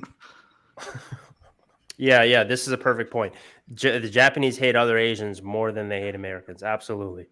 My Japanese grandmother, bless her heart, but when I told her that I was going to go live in Thailand for a little bit, she was disgusted. But it's not just Japanese toward other Asians. Like all Asians hate other Asians. It's fucking weird. They're all racist toward each other. Yeah, they have like this weird Asian rivalry. I have noticed that. Like China hates Korea. Korea hates China.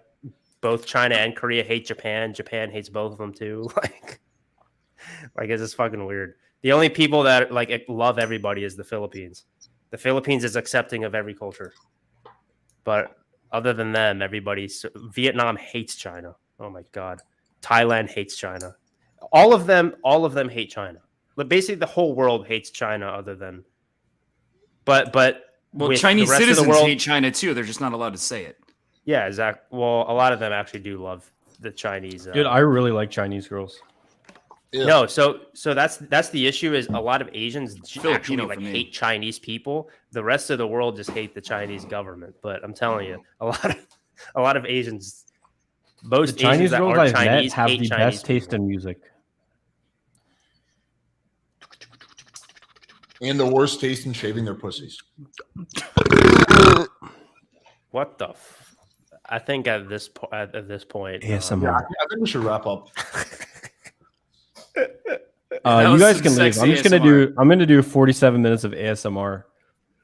Burping ASMR. Yeah, I'm surprised at this point we still have over 200 viewers. Welcome to an ASMR. And this isn't even on my main channel right now. As well. Everyone, grab your 22-inch dildo. I feel like this is devolving. I'm gonna dip. Okay. This is fun. This All is right. a fun stream. Yeah, cool. Yeah. Hey, download my free book. Go do it. Watch my testosterone video. Austin Summers Testosterone YouTube. Yes. Everybody plug their shit. And my course All is right, only 200K. everyone go Make sure buy you get a copy. The Ultimate Hustlers Dating University. System by, Hustlers Alex. University. Guys, I'm offering an affiliate program link for in my the- free in the book. link. You get 100% Yeah, of once sales you of guys my sign up, you're in my like upline. So like every purchase you drive, you get 10% of, and then you can hire people underneath you. So it's basically like, you know, Andrew Tate's at the top, then us, then you guys, and basically what happens. Yeah. But do get Alex's course. Very, very comprehensive. Thank you, sir. I haven't checked it Yeah, I out should yet. I show, literally like- logged in just now when you sent it to me. Yeah. I logged in on the stream. We could do a before and after like Tinder for me because The information better be good because his layout is giving me PTSD, dude. Dude, what? Give me Don't just my anxiety. layout. My layout is good. I think we organized it pretty well. Guys, I'm pretty sure Alex is going to offer an affiliate program where, you know, you get 50% of the initial sale, and then if you're able to convince another person to do 50%, then you get 50% of their sale, and then it just keeps going and going and going. And so that's something new that Alex is starting, right, Alex? It would be clever, but I hate affiliate shit. So I won't. This is literally $1 billion side hustle. Like, I mean, obviously you could do the general route and just like get a bunch of vending machines or like invest in rare fish. But I think this is like so much more potential because the more people you go on board, it just Yeah. Cool. You get more people on board, and the people that they get on board, you also get part of that cash. So ask your And uncles. you're at the Obviously, top, like, so go to you your get uncles, all see of what they that think. cheddar, bro. Actually, the only thing I will plug is check out my podcast with the Mr. Slave guy last night. It was a fucking shit show. I need to watch that after this. Dude, Yo, and check out AG's shirt. God damn, dude, where'd you get that? I feel like you're going to the same place. It's Robert Graham, but it's very similar. Nice. Cool. I got this literally for an ultimate competition. I'm gonna dip. Nice. That's Okay. peacocking kind of works. And broadcast. I need to